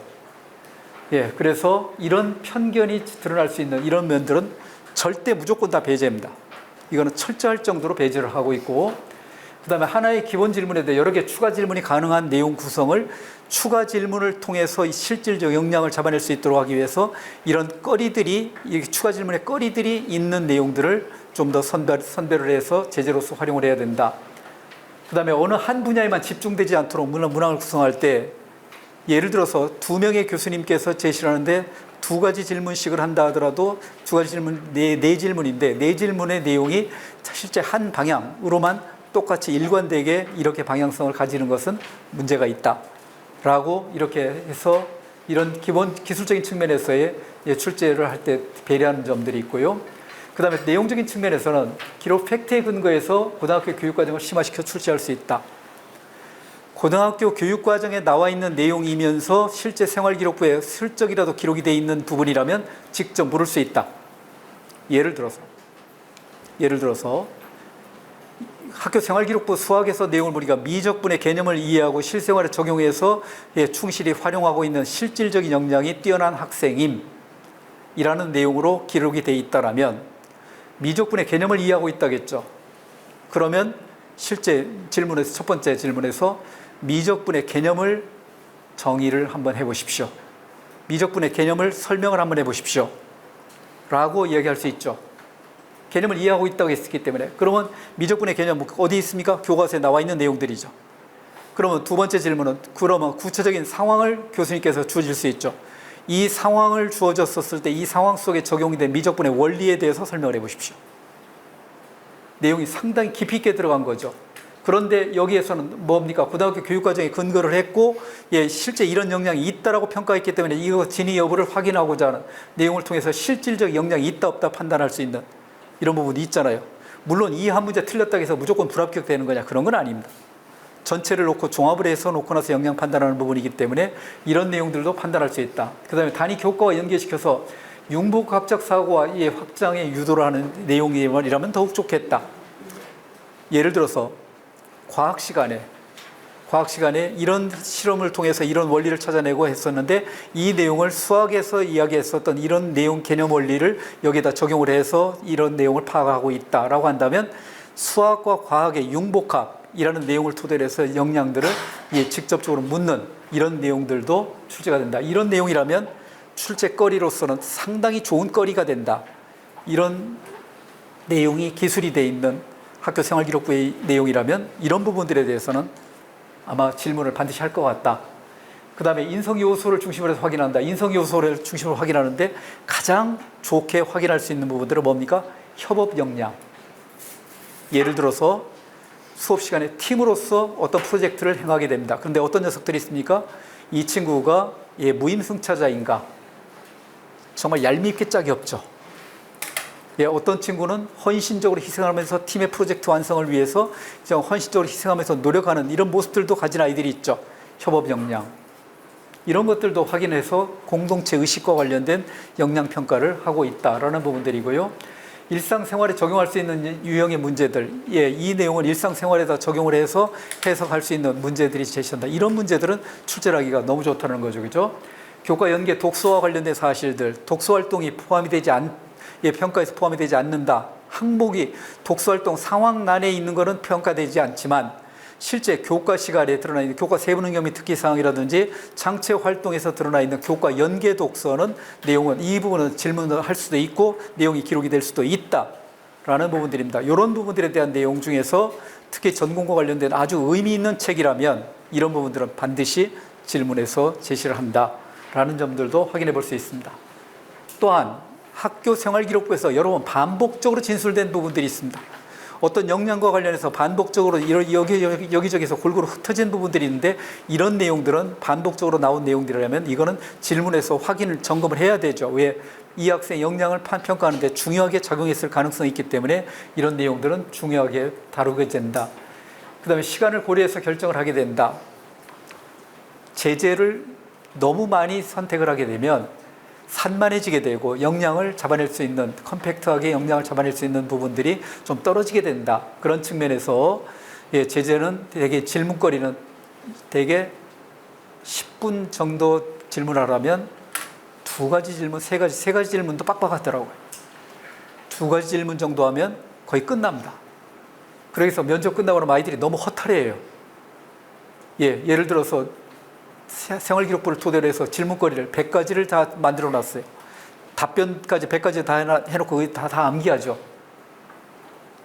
아이들이 전형적인 특징들입니다. 100가지 질문 통해서 이제 학교 생활기록부 꿰뚫기 100가지 이야기 해가지고 이제 해답까지 다 정답까지 써가지고 그걸 달달 외웁니다. 근데 생각해 보십시오. 우리가 방송을 할 때도 마찬가지인데 방송을 할 때 갑자기 이제 다 준비 다 했는데 갑자기 탈리가 불이 딱 들어오게 되면 갑자기 얼굴이 내 머리가 하얘지는 암기는 완전히 쥐약입니다. 면접에서 암기는 독약입니다. 내용을 제대로 암기하는 것은 절대 피해야 될 부분이에요. 키워드만 암기하고 있으면 됩니다. 키워드만 제시하고 있고 어차피 자기 이야기로서 풀어나가야 됩니다. 그런데 이 아이들이 되게 이제 이렇게 암기하고 그러면 그때부터 이제 머리가 하얗게 이게 가려지게 되면 그때부터 뭔가 이야기를 하긴 하겠는데 말도 되지도 않고 연결도 안 되고 또 그 다음에 이러다 보니까 급하니까 이제 눈물로 소소하는 울게 되면 어떻게 되는지 아시죠? 여학생이 눈물을 흘리게 되면 마음이 약해져가지고 이렇게 달래고 이렇게 하는 것처럼 보이지만 실제 울면 면접이 진행이 안 됩니다. 나가라 합니다. 면접 끝. 무조건 불합격입니다. 이런 것들도 훈련이 안 돼 있기 때문에 그런 모습이다 라고 이렇게 얘기됩니다. 그 다음에 학생부에 근거가 있다면 심화된 교과 내용도 질문이 가능하다. 학교 생활기록부 내용을 토대로 해서 핵심적인 역량이라고 생각되는 학업과 관련된 핵심적인 역량이라고 생각되는 중요한 부분들이 있다면 무게감이 나가는 이런 진술이 있다면 이 부분에 대해서는 반드시 질문한다 라는 내용들. 그 다음에 모두에게 해당되는 내용보다는 그 학생의 주안점, 학생 개인이 가지고 있는 특징과 관련된 부분에 대해서 초점이 놓여져 있는 이런 부분에 대해서 평가를 출제를 하게 된다. 특이 사실은 꼭 확인한다. 예를 들어 3학년 때 동아리 활동이 1학년 때, 2학년 때 엉뚱한 진로와 관련된 부분도 아니고 활동도 어설펐는데 3학년 때 와서 동아리 활동이 왕성하게 이루어지고 있고 얘는 모든 인생을 여기다 다 걸은 것처럼 이렇게 활동을 하게 되는 이런 특징이 있다면 이 특징이 드러난 부분에 대해서 진위 여부를 반드시 확인하고 핵심적으로 내용을 질문하게 된다라는 점들도 확인해 볼 수 있을 것 같고요. 학업 성취도가 상승하게 된 이유, 우리 학부모님들 이게 1학년 때부터 3학년 때까지 상승 커브를 그리고 있으면은 얘들 무조건 다 합격하는 줄 알아요. 그렇지 않습니다. 서류평가를 할 때도 상승 커브를 그리고 있다. 왜 성적이 올랐을까? 라는 필연적인 이유에 대해서 따져봅니다. 얘가 공부하는 패턴들이 실제 무엇인가를 탐구하고 고민하는 이런 모습들이 구체적으로 이런 부분에서 얘가 성장한 모습들을 가지고 있기 때문에 이런 면에서 이게 성적이 올랐지 하는 판단의 근거를 교과 세부능력 및 특기사항을 통해서 확인해서 이런 내용들이 오를 수밖에 없는 이유가 있다라고 생각되는 아이들에게 뭔가 이렇게 높은 점수를 주는 거지 모두 다 성적이 올랐다고 이렇게 오른다고 해서 무조건 다 좋은 평가하는 건 아니다 라는 측면도 있는데, 서류평가에서도 여기서도 면접에서도 이렇게 올랐다면 이유에 대해서 한번 물어보는 겁니다. 교과학습 발달 사항 중에서 왜 성적이 오를 수밖에 없는 건가?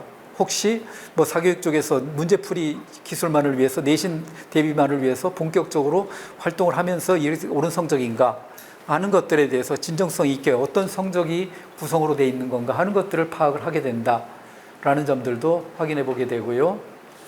그 다음에 창의적 체험활동을 통해서 가치관의 변화라든지 성장한 내용들이 있었을 때 이 활동이 가지고 있는 의미라든지 동아리 활동 같은 경우도 마찬가지입니다.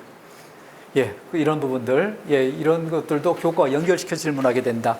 좀 이따 이제 그런 내용들에 대해서 내용을 얘기할 겁니다. 그러면 이어지는 내용들은 이제 우리들이 생활기록부를 읽을 때 어떤 점에 포인트를 잡아서 질문거리들을 찾아낼 것인가 하는 것들에 대해서 내용을 얘기합니다. 먼저 출결은 미인정 지각결석 조퇴가 있다면 미인정과 관련된 부분은 반드시 체크를 해두시기 바랍니다. 미인정은 어떤 학교는 예전에 무단이라고 했습니다. 무단이라는 용어가 가지고 있는 좀 비인간성, 이것 때문에 미인정이라는 용어로 바꿔서 이제 기록을 하는데, 미인정 지각결석 조퇴가 한 번만에 돼 있다 하더라도 실제 평가자들에게 주어지는 자료에는 다른 활자들은 전부 다 검은색으로 되어 있는데 미인정과 관련된 부분들은 붉은색으로 표시가 되어 있습니다. 유독 요거 하나만 튀어요. 한 번만 미인정 지각 한 번 되어 있는데, 어떤 학교는 엄격하게 1분만 늦어도 지각 미인정으로 처리하는 학교가 있는가 하면 어떤 학교는 느슨하게 처리하고 있죠. 어떻게 처리하고 있는지 평가자들 아무도 모릅니다. 쓰인 대로 평가합니다. 있는 대로 평가해요. 그래서 미인정 붉은색으로 표시가 되어 있는 하나로만 되어 있다 하더라도 이거 뭐지? 라는 느낌을 상대적으로 가질 수 있어요. 어쨌든 면접을 통해서 이걸 해명할 수 있죠. 면접을 통해 해명할 수 있기 때문에 미인정 변명하지 말고 정확하게 미인정으로 된 부분들은 왜 미인정으로 이렇게 처리가 됐는지 하는 부분에 대해서 출결은 그런 부분들, 또한 혹시 질병 지각결석 조퇴가 횟수가 많다든지 또 날짜가 많았었을 경우에는 그 이유에 대해서도 분명히 제시할 수 있도록 그런 부분들에 대해서 준비를 해주면 됩니다. 출결은 그런 부분들. 자율활동 너무 많이 변했습니다. 자율활동은 너무 많이 변했는데, 예전에는 자율활동에서 자치적응 행사활동 중심으로 해서 기록이 돼 있었어요. 그러다 보니까는 실제 입학식 및 방학식에 참여함, 중요한 정보적이죠. 생활기록부 이런 내용들 기록이 돼 있었어요. 또 그 다음에 폭력 예방 교육에 적극 참여해서 폭력 예방 의지를 드높임, 어쨌다고요. 또 그 다음에 전교 총학생회장 선거에 적극 참여해서 민주시민으로서 소양할 기름, 이래놓고 리더십을 가졌대요. 말도 되지 않는 이런 내용들이 생활기록부에 기록이 돼 있었어요. 그런데 최근에는 이 행사활동이 없어지면서 자치 적응활동과 관련된 부분은 지극히 축소가 되고 창의 주제활동과 관련된 부분들에 대해서 내용들을 이야기가 하는 부분들이 본격적으로 등장하기 시작했어요. 이 부분들, 예를 들어서 폭력 예방 교육과 관련된 부분들은 필요한 이유에 대해서 한번 해봐라, 저런 부분들이 얘기하는데, 저런 부분들은 유치찬란한 수준의 문제이기 때문에 별로 묻고 싶은 이런 생각이 별로 안 듭니다. 학급 회장, 저것도 학급 회장도 리더십과 관련된 부분에 대해서 이제 회장을 했다든지, 또 어떤 경우에서는 임원 경력이 없는데도 리더십을 발휘했던 사례들이 있다면 이 부분들에 대한 내용을 확인을 해서 실제 어떻게 활동을 했기 때문에 리더십이 있다고 평가를 했는지 하는 부분에 대해서 확인하고자 하는 내용들도 있게 되는데, 이런 부분들은 일반적인 내용들인데 여기에 나타나 있는 것처럼 특색활동, 요즘 특색활동 들불처럼 번지고 있죠. 학급 특색, 학년 특색, 학교 특색 활동들이 이렇게 여기저기서 다 합니다. 특색 활동으로서 기하 시간을 배운 도형 이론을 GIS의 접목에서 수학뿐만 아니라 이런 내용들을 보여주고 있다고 했는데, 이 학교는 특색활동을 학업과 관련된 역량을 기르기 위해서 특색활동을 한 부분이죠. 특히 전공과 관련된 부분에 대해서 특색활동한 부분이죠. 이런 내용이 있다겠는데 구체적으로 어떻게 보이지는지 설명해봐라. 제대로 이 활동을 제대로 하고 있는 아이인지, 이 활동을 통해서 어떻게 성장하는 모습들을 가지고 있는 아이인지 내용을 파악하고자 하는 내용들. 이거 생활기록부에 그대로 기록이 되어 있는 공간에 기록이 되어 있기 때문에 이 내용을 묻는 겁니다. 뭔지 아시겠죠? 예, 이렇게 해서 특색활동이라든지 창의주제활동과 관련된 부분에 대해서 내용을 나와 있는 부분들이라면 이런 부분들에 대해서는 평가에서 면접에서 평가자들이 핵심적으로 역량을 파악하고자 하는 문제가 되고 있다라는 내용들. 상경계열의 경제 수학 스터디 모임, 이것도 자율활동 시간에 할 수 있거든요. 예, 참여도를 통해서 높이기 위해서 어떤 노력들을 했고 실제 어떤 역할들을 했으면서 어떤 역량들을 어떻게 길렀는지 하는 내용들에 대해서 내용을 디테일하게 질문을 하게 된다라는 내용들. 동아리활동.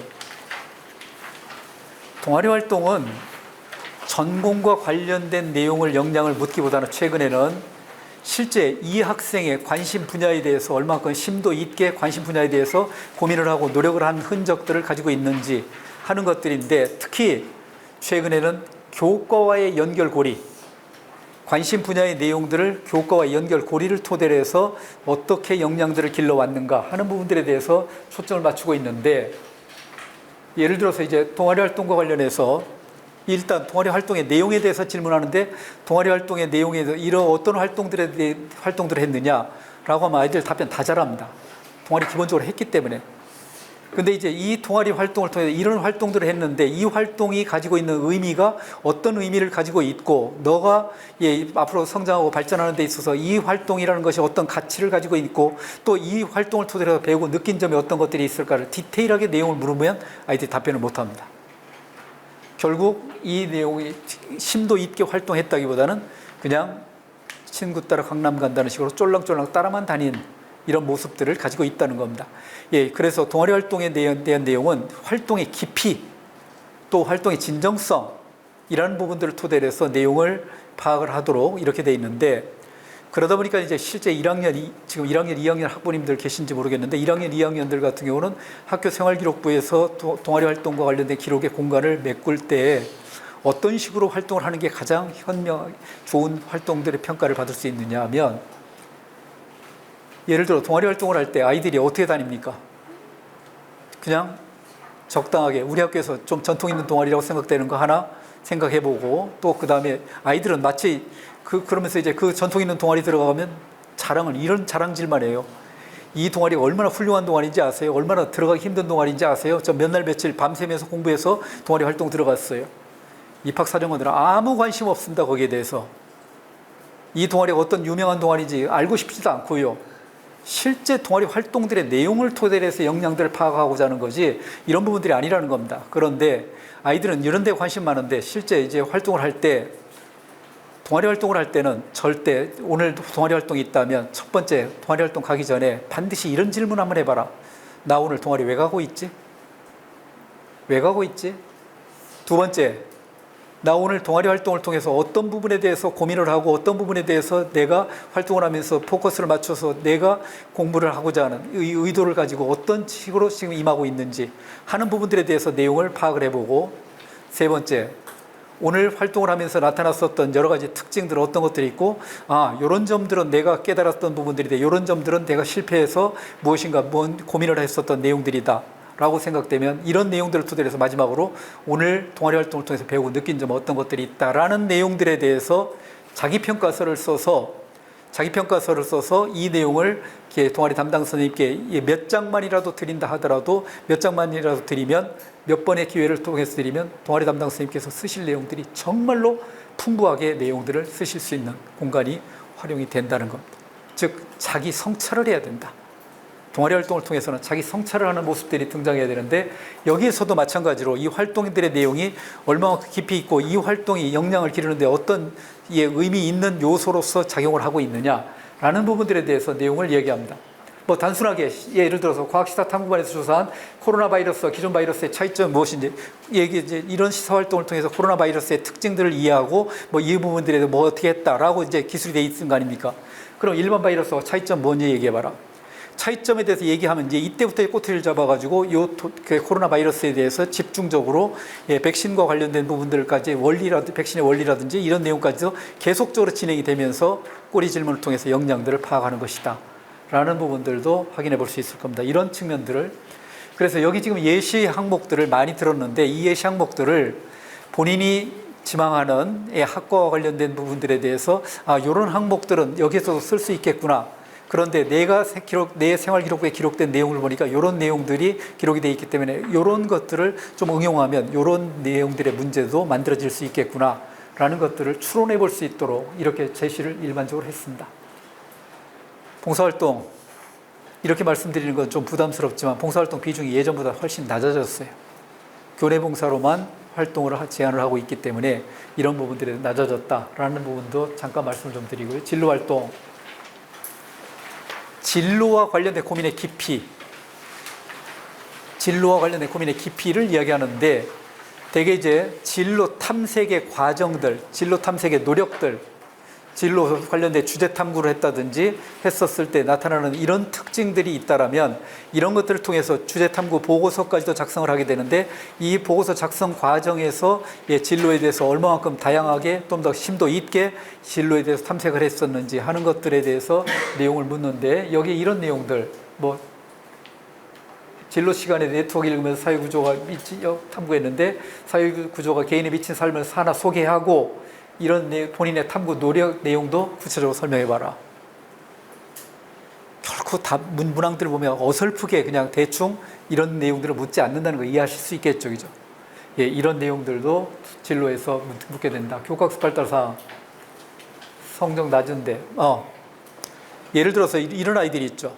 내신 등급 관리를 내신이 들어가는 주요 과목들만 관리를 해놓고 국영수 4, 인문계획, 자연계획, 국영수화 관리하면서 2점대 초반 등급을 가지고 있는 우수한 아이입니다. 그런데 내신이 들어가지 않는 교과목들, 예를 들어 정보라든지 기술과정이라든지 뭐 이런 과목들에 대한 내신 등급을 6등급, 7등급 만들어 놓고 좋다고 희희거리죠. 주무신 거죠. 깽판 치고 떠들고 논 거죠. 얘는 선생님들이 제일 싫어하는 거 내 과목 시간에 딴 과목 공부하는 전형적인 놈들이죠. 대학에서도 똑같은 행동을 할 가능성이 있다는 판단을 합니다. 이런 내용들이 있다면 이 내용은 대학에서도 똑같은 행동으로 나타날 가능성이 있기 때문에 얘는 등록했다가 또 시간 되면 기회만 되면 튕겨져 나갈, 다른 학교로 또 옮길 이런 학생으로서 보여진다. 일단 공부한 방법들을 보면 괘씸하기 짝이 없죠. 이런 내용이라면 이 부분에 대해서 반드시 질문한다. 라든지 또 그 다음에 실제 서류평가에서도 이런 아이들이 불이익당합니다. 불이익을 당합니다. 그러면 그 내신 과목들도 2등급, 1등급 나와야 되느냐? 아니죠. 수업만 들어도 3등급 나오죠. 수업만 들어도 3등급 나오면 이런 거 용서합니다. 1학년 때 이런 과목 한 과목인데 큰일 났죠. 용서합니다. 매 학기마다 이렇게 나타나게 되면 이거는 심각하게 문제가 있는 서류평가에서도 문제가 있을 수 있다라는 점들도 확인해 볼 수 있는데 어쨌든 이런 내용들 수강하지 않은 사유 뭐 이런 내용 묻고 있고요. 자, 세부능력 및 특기 사항을 통해서 이렇게 이렇게 제시가 돼 있다. 예를 들어서 이런 작품을 창작하는 능력이 뛰어나서 유소자전의 전의 특성을 활용해서 이렇게 발표하고 있다라고 이렇게 제시가 돼 있다면 이 내용으로부터 이끌어낼 수 있는 질문거리들이 저렇게 다 이끌어낸다는 겁니다. 전 갈래 특징을 한번 설명해 봐라. 이 특징을 글로 창작했다는데 왜 굳이 이 특성을 활용했느냐? 디테일하죠. 그 다음에 전갈래 특징을 좀 더 잘 드러낼 수 있는 이야기를 했는데 이런 것과 예를 들어 설명해 보십시오. 이게 장난이 아니죠. 이렇게 물어야만이 이 아이가 가지고 있는 실질적 역량이 이게 뻥인지 제대로 된 내용인지 파악할 수 있다는 겁니다. 이런 내용도 수학 시간에 새로운 방법을 시도했대. 도대체 어떤 방법을 가지고 했길래 새로운 방법을 시도했냐. 예를 들어서 이런 문제가 있었을 때 풀 수 있는 방법도 네가 한번 새로운 방법을 가지고 한번 얘기해봐라. 라든지 수학 상식 이야기 이 인상 깊었던 내용이 있다면 간략히 설명해봐라. 수학 탐구를 읽은 책이 있다면 동기와 책 내용을 간략하게 다시 한번 또 설명해봐라. 라고 이렇게 이야기를 할 수 있다라는 측면들도 확인해 볼 수 있습니다. 그래서 이런 질문들에 대한 내용들도 여러 가지를 확인해 볼 수 있다. 그래서 본인이 해당되는 학과와 관련해서 중요한 의미를 지니는 학과라면 이런 학과에서 질문들을 어떻게 추출하는지 하는 것들을 좀 예시 항목으로서 얘기를 할 수 있겠고, 세부능력의 특기사항을 통해서 질문거리들이 이렇게 있는데 이거는 뭐 그냥 최대한 예시 항목들을 많이 좀 이야기해보자. 기출문제에서 나와 있는 내용들을 토대로 해서 질문들을 한번 정리를 해본 부분입니다. 이런 내용들 나중에 한번 확인해 보셨으면 좋을 것 같고, 종합의견. 예전에 종합의견란 어떻습니까? 종합의견란 읽어보면, 행동특성의 종합의견란 읽어보면 대한민국 교육의 미래가 이렇게까지 밝아본 적이 있었나? 라고 할 정도로 좀 더 모범적이고 우수하죠. 근데 그 내용들이 뭐라고 되어 있습니까? 내용들이 나눔, 배려, 협력, 갈등관리, 규칙준수, 소통 이라는 범주 내에서의 내용들로 이루어졌어요. 인성이에요. 인성 중심으로 이루어졌어요. 자, 인성과 관련된 내용들도 면접거리에서 제시할 수 있냐? 제시할 수 있습니다. 그런데 이 학생의 인성적 특징을 엿볼 수 있는 가장 두드러진 내용들과 관련된 부분에 대해서 한 항목이 여기 제시가 되어 있다면 그 항목을 인성과 관련된 면접에서 제시합니다.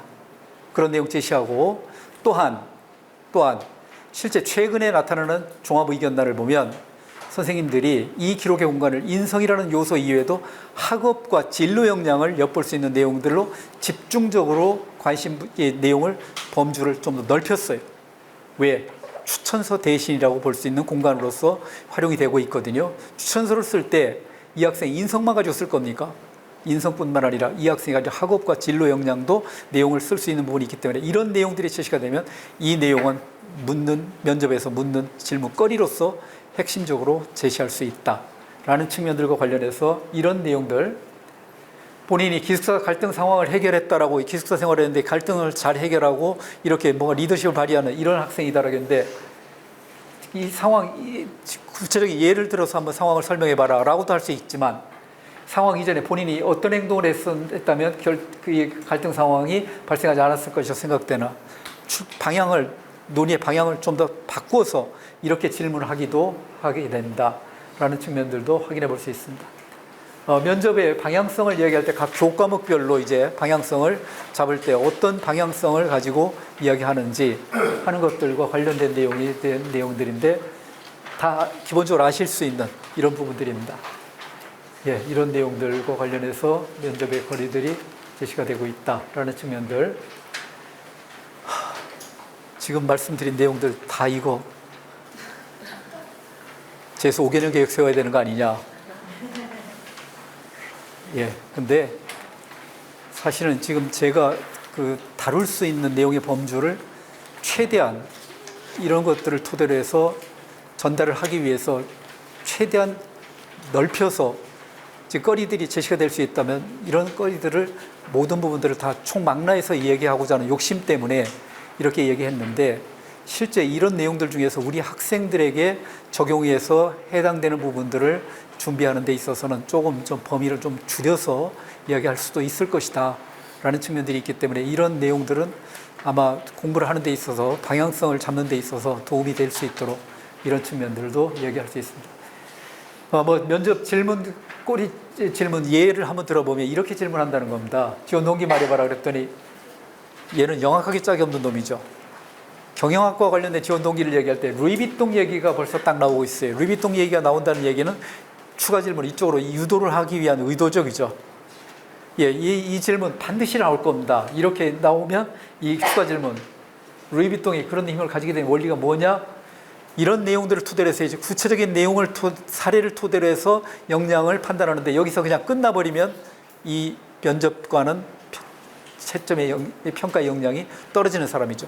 내용을 일반화해야 됩니다. 그 내용을 마지막에서 일반화하면서 정당하냐, 허영심을 부추긴 것이 아니냐라는 쪽으로 이제 내용을 일반화하면서, 그랬더니 혁신을 통해서 또 얘기가 나옵니다. 얘가 혁신을 통해서 얘기가 했기 때문에 그것도 답변의 방향을, 질문의 방향을 유도한 거죠. 이런 쪽에서 얘기하고, 혁신이 뭔데? 라는 내용에 대해서 본질적으로 내용을 질문을 하게 되고, 이런 내용들을 토대로 해서 애플 브랜드, 그럼 교수는 이제 그 다음에 자기도 나도 이거 알고 있지롱 하면서 이런 내용에 대해서 질문을 하게 되죠. 애플 브랜드는 이런 내용들이다. 저는 인기 있다고 생각합니다 라고 얘기가 되고 있고, 애플이 지속적으로 혁신하고 있냐, 혁신을 어떻게 하느냐, 이 내용을 통해서 실질적인 이제 역량이 드러나게 되죠. 그죠? 근데 아이패드는 아직도 혁신이 있냐? 그러면 이런 내용을 토대로 논리적인 사고 역량까지도 판단하는데 애플 브랜드는 영원하냐? 이 면접하는 학생은 지극히 영악하기 짝이 없는, 아마 이 면접의 방법에 대해서 꿰뚫고 있는 이런 친구의 모습을 엿볼 수 있을 겁니다. 예, 이건 수준이 대단히 높은 이런 면접의 예로서 확인해 볼 수 있습니다. 저 책 읽었냐? 인상 깊었던 내용 뭐냐? 작가의 말이 인상적이었다. 예. 그렇다면 독점이 좋은 거냐? 바로 이제 본질로 돌아가죠. 그죠? 독점이 좋은 거냐? 라고 생각하는데, 기업의 사회적 책임을 생각해 본 적이 있느냐? 테슬러. 또 얘기가 나오기 시작하죠. 그죠? 이런 내용으로 이야기할 수 있습니다. 그런데 왜 그게 친환경이냐? 친환경 이런 얘기하죠. 그죠? 일반적으로 사회적 기업에 대해서도 얘기 많이 합니다. 아이들 또 얘기하려면 공정무역, 처음부터 끝까지 얘기 다 합니다. 경영학과 가는 아이들한테 공정무역, 이거는 완전히 면접관들에게 밥입니다. 경영학 전공하는 사람들의 입장에서 공정무역, 이거 합리적이지 못하죠. 이익을 남기는 데 있어서는 이건 많이 안 되잖아요. 예, 이런 측면에서 예, 이 학생이 이렇게 생각하고 있다. 아이들 어설프게 알고 있거든요. 어설프게 알고 있기 때문에 이거를 갖다 질문에 대해서 계속 천착해 들어가면 이 학생이 앞발 뒷발 다 들어버리는 이런 경우도 나타나고 있다. 그런 면접을 통해서 역량을 잡아내는 이런 방식들. 자, 그러면 이제 질문의 내용들과 관련해서 이제 답변의 내용들은 어떤 쪽으로 이제 답변이 돼야 되느냐. 답변의 내용들은 일단 컨텐츠가 있어야 된다. 컨텐츠가 있어야 되기 때문에 그 컨텐츠를 되게 어떤 활동을 했느냐, 이유와 동기가 드러나고 과정이 드러나고 그 다음에 경험을 통해서 무엇을 얻고 깨달아 성장했는지 결과까지 드러나면서 예, 그 다음에 발전 가능성까지 앞으로 발전 가능성이 있는가, 이런 내용들을 좀 더 포괄적으로 담고 있는 내용들이 제시가 되면 좋겠다라는 점들 확인해 볼 수 있습니다. 그래서 예, 답변에 제시를 할 때 이제 일단 두 가지씩 답변, 기계적으로 두 가지씩 답변이라고 얘기가 나오는데 반드시 그런 건 아니다. 그런데 이제 두 가지씩 답변하는 것이 일반적으로 평가자들에게 역량을 설득을 하는 데 있어서 조금 더 효과적인 장치가 되더라. 일반적으로 이제 두 가지씩이 좋습니다. 그 다음에 종합평 같은 경우는 예를 들어서 전공과 관련된 책을 읽은 경험이 있느냐라고 했을 때 읽었습니다. 단답식으로 답변하는, 정말로 썰렁하기 짝이 없죠. 그랬었을 때 읽은 경험이 있습니다. 수업 시간에 뭐에 대해서 접하고 궁금증이 생겨서 읽었는데 책을 읽은 후에 뭐를 배울 수 있었습니다. 후속 연계 활동까지 이어서 종합적으로 이야기를 하고 있죠. 그죠? 그 다음에 상황과 과정과 결과, 경험을 물어보는 질문이었을 때 동아리 활동에 가장 의미 있었던 경험이 뭐냐라고 했을 때 상황과 과정과 결과를 아울러서 이제 이렇게 포괄적으로 이야기를 예, 종합적으로 할 수 있는 역량도 있어야겠다. 의견을 물어보는 질문이었을 때 의견을 물어봤었을 때는 예, 답변의 핵심적인 주장이 드러나면 거기에 대해서 답변의 내용에 대해서 핵심적인 근거를 어느 정도 제시할 수 있는 역량이 있느냐. 특히 의견을 물어봤을 때는 근거를 이야기할 수 있는 역량을 핵심적으로 바라보는 평가자들의 눈을 엿볼 수 있지만, 근거를 이야기하면서도 또 어떤 것까지 이야기를 염두에 두고 하니 제 반론을 염두에 두고 상대방으로부터 이런 반론이 제기될 거다라고 이런 내용을 염두에 두고 그런 내용까지 종합적으로 고려해서 이야기하는 이런 경우가 있다면 이 학생이 가지고 있는 종합적 논리적 사고 역량을 충실하게 잡아낼 수 있다라는 측면들도 확인해 볼 수 있습니다. 자, 실제 이렇게 답변했었던 내용이 있습니다. 고등학교 시절에 본인이 가장 의미 있었던 활동의 내용을 이야기했는데 위에처럼 이야기했었을 때랑 두 가지씩 답변을 했었을 때랑 어떤 식으로 답변의 태도가 달라지는지 하는 것들을 파악해 볼 수 있을 것 같고, 그 다음에 추상적인 표현으로서 일반적으로 이야기하는 경우가 있습니다. 아이들이 답변할 때 잘 모르게 되면 일반적으로 두리뭉실하게 추상적으로만 이야기합니다. 그랬었을 때 이런 내용과 관련된 내용보다는 구체적인 내용으로 활동의 내용을 답변하는 이런 점들이 있었을 때 구체성을 토대로 했었을 때 좀 더 좋은 평가를 받을 가능성이 있다라는 점들도 확인해 볼 수 있습니다. 예를 좀 더 질문을 드리면, 플라스틱 개발 지원에 대한 토론 활동, 어떤 토론이었냐? 예, 이런 토론이었고 저는 찬성의 입장이었습니다. 저렇게 단답식으로 끝나게 되는 답변과 토론 활동에 참여 계기 및 전공에 대한 관심도를 확인할 수 있겠고, 문제 해결력이라든지 이런 내용들에 대해서도 얘기할 수 있는, 이런 내용들에 대해서 단계별로 종합적으로 이렇게 얘기를 했었을 때 가지고 있는 특징들이 훨씬 더 조직적으로 이 학생이 가지고 있는 역량을 조직적으로 이렇게 체화를 시켜서 표현하고 있는 내용으로 의미 있는 평가를 하게 된다. 왜 그런 활동했고 어떤 경험을 했고 어떻게 성장했고 앞으로 발전 가능성이 있는지 하는 요소들 다 쓰라는 것이 아니라 이런 활동들의 이런 내용들 중에서 일부 요소들을 좀 더 포함을 시켜서 내용을 얘기하면 된다. 그런데 이런 역량, 이런 것들을 어떻게 확인할 수 있냐? 실제 여러분들이 면접거리들을 이제 거리들을 찾아서 질문을 써놓고 여기에 답변을 글로써 한번 써보는 겁니다. 글로써 써보고 그다음에 이런 내용들을 검토를 통해서 이런 역량들이 포함이 되어 있는지 하는 것들에 대해서 훈련을 하면서 그런 것들을 토대로 해서 이제 일단 말하기 훈련은 그 다음 단계로서 이렇게 활동을 하는 이런 경우도 있게 되는데, 이런 활동들을 하게 되면 많은 도움을 받을 수 있다라고, 밑에도 이런 내용들 질문을 할 수 있다라는 측면들, 질문과 답변을 어떻게 구성돼야 되는지 하는 것들도 뭐 이런 식으로 이제 정리를 해봤습니다. 요거는 좀 이론적인 내용들인데, 언어적 의사소통 질문하기, 되받아 질문하기, 요약하기, 간단한 반응. 교수님들과 함께 정말 호흡이 잘 되는 아이들 같은 경우는 아주 하이한 논란들이 전개가 되면서도 뭔가 툭 치니까 툭 받고 이게 왔다 갔다 하는 모습들이 그렇습니다. 아니요. 이런 부분에 대해서 저는 이렇게 생각했어요. 그러냐. 뭐 이렇게 자연스럽게 이야기가 아주 부드럽게 흘러가는 이런 면접도 진행을 하는 경우도 봤는데, 이런 면접이라면 아주 엑설런트한 역량을 엿볼 수 있는 이런 특징도 있다. 표정, 눈 마주침. 눈 어디다 둬야 될까요? 잘 몰라요. 대개 평가자의 상대방 미간보다 약간 위에다 시선을 두고 뚫어지게 쳐다보는 놈들이 있어요. 또. 부드러운 시선을 토대로 해서 그 다음에 평가자가 2명이 있으면 2명의 시선을 왔다 갔다 하면서 이렇게 하는데, 기계적으로 잘 안 돼요. 그런 거 너무 신경 안 써도 돼요. 너무 신경 안 써도 자기 할 얘기만 똑바로 제대로 하면 충분히 의미를 가지게 됩니다. 눈 마주침, 몸 움직임, 제스처, 뭐 이런 내용들. 자, 면접 태도 이제 좀 더 디테일하게 정리해보면, 사실대로 솔직하게 얘기해라. 내용이 쓰여지지 않은 내용들까지 자기 약점을 갖다 밝혀서 이렇게 적나라하게 고백을 해라가 아닙니다. 거기에 쓰여진 내용과 진위 여부를 따졌었을 때 이렇게 사실이 아닌데 사실인 것처럼 과대 포장을 하면 이런 것들이 곤란하다는 얘기죠. 그죠? 솔직하게 사실대로 얘기를 해라. 눈을 보고 편안하게 차분한 태도로 예의 바르게, 과도하게 예의를 너무 갖출 필요는 없다. 적절한 예의 정도면 괜찮지. 이런 논리 정연하고 간결하게 얘기해라. 어떤 녀석들 보면 답변하는데 보면 교수님께서 질문하는데 또 초점을 맞춰서 뭐 질문이 반 정도 시간을 다 질문으로서 이렇게 활용하는 선생님들도 계시는데, 이런 부분들은 아니라 하더라도 답변하는데 얘가 이제 딱 준비했던 게 나옵니다. 그럼 신이 나가지고 답변하는데 완전히 그냥 했던 얘기 또 하고 해가지고 반복해서 한 질문에 대한 답변을 4분 정도 소요하는 이런 아이들도 봤어요. 다음 질문 가고 싶어도 가지도 못합니다.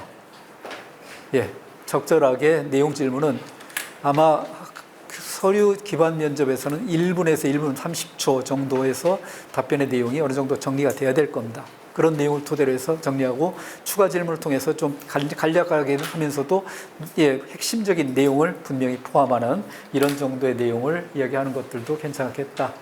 말하기 방식과 관련된 부분에 대해서 사례나 경험을 들어서 얘기하기, 논리적 구조를 갖추기.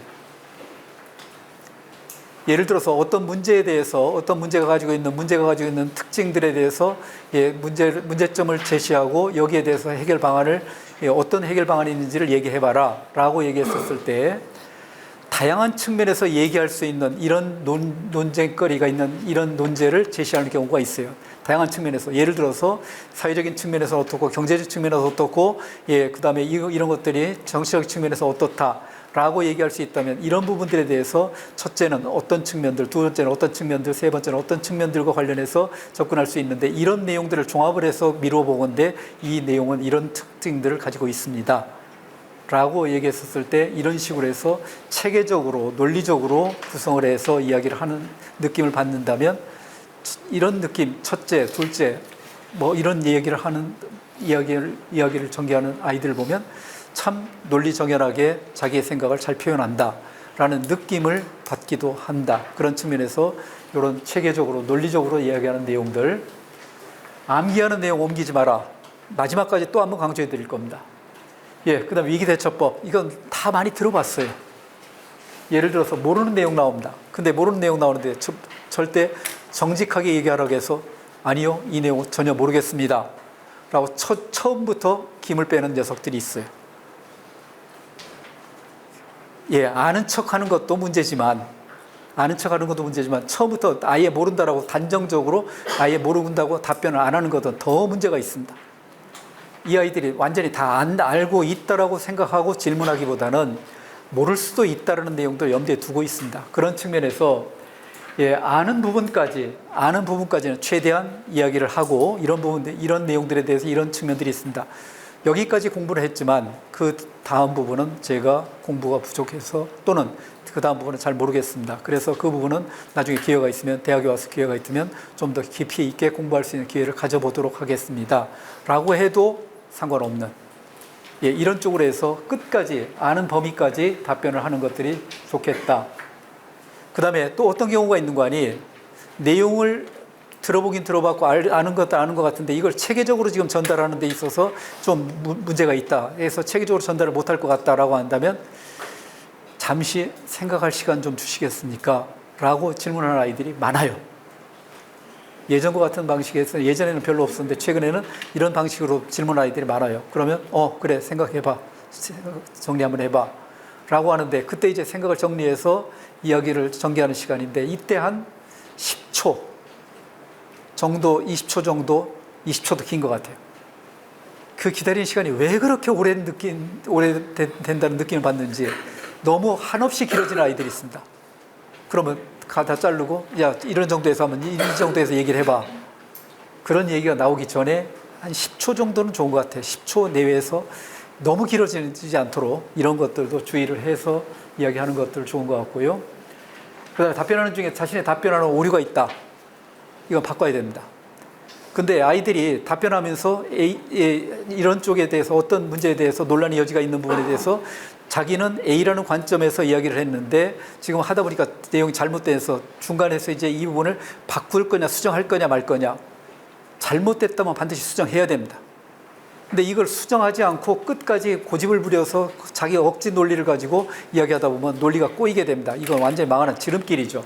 그래서 잘못 말한 부분이 있습니다. 정정해도 되겠습니까? 라고 해서 분명히 정정하는데, 뭔가 잘못된 부분을 어거지로 합리화하기 위한 이런 방안들을 제시하는 것은 좀 곤란하다라는 측면들.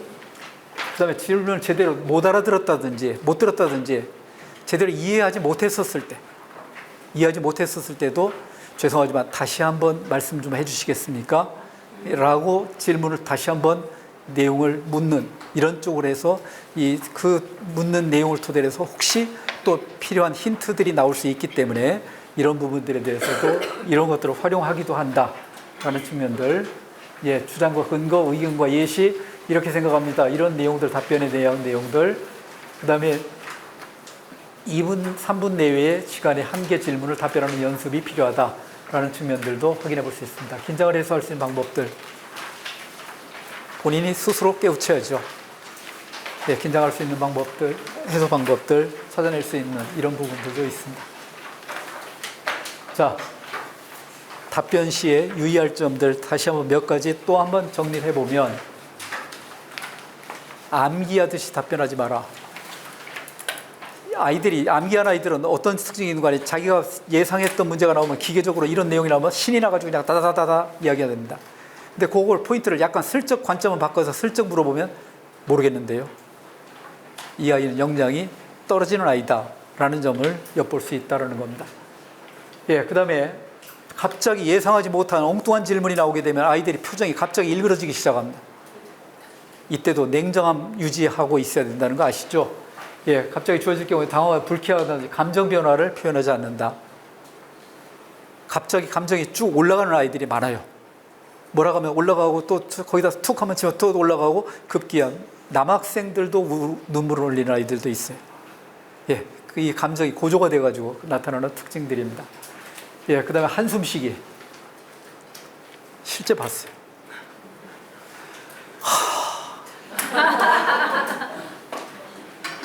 한심하다는 거죠. 자기가 전혀 모르는 내용들이 나왔기 때문에 이거 한심하다는 거죠. 정말 버르장머리 없다라는 느낌 받을 수 있습니다. 이런 것들.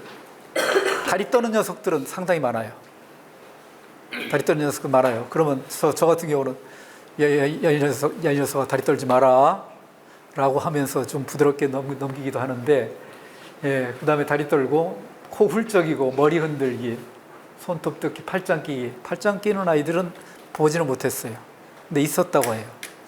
예, 이런 아이들 좀 그렇고요. 블라인드 평가 주의해야 되고, 그 다음에 끝나고 났을 때 가볍게 목례를 하는 정도도 나타나고 있다. 그 다음에 면접 시간 준수해라. 너무 길면 곤란하다. 너무 짧아도 곤란하다.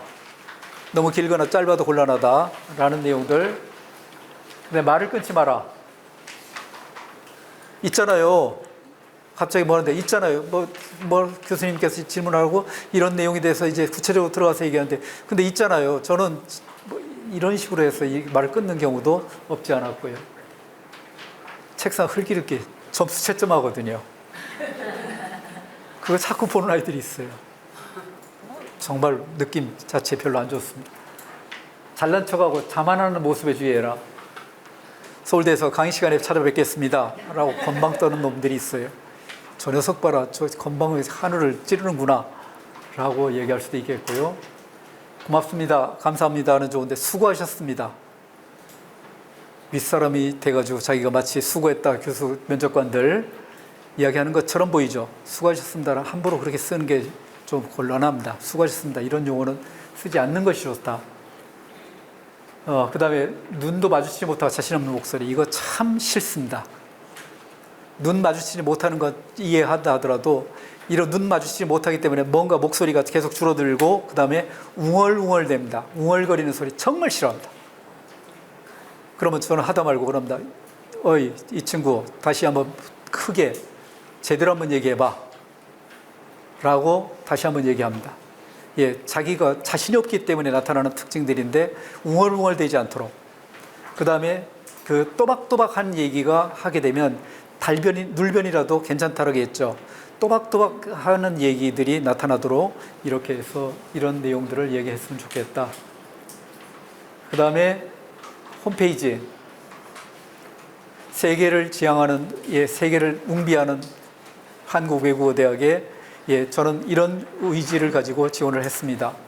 학교 홈페이지에 홍보 문구에 나와 있는 내용을 그대로 암기를 합니다.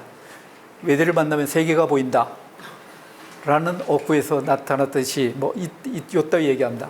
그럼 그거 말고 거기 딱 중단시킵니다. 그거 말고 다른 얘기야, 다른 얘기 해봐 라고 얘기합니다. 예, 기계적으로 암기하는 것들은 이 홈페이지라든지 안내책자 이거 너무 암기할 필요 없다.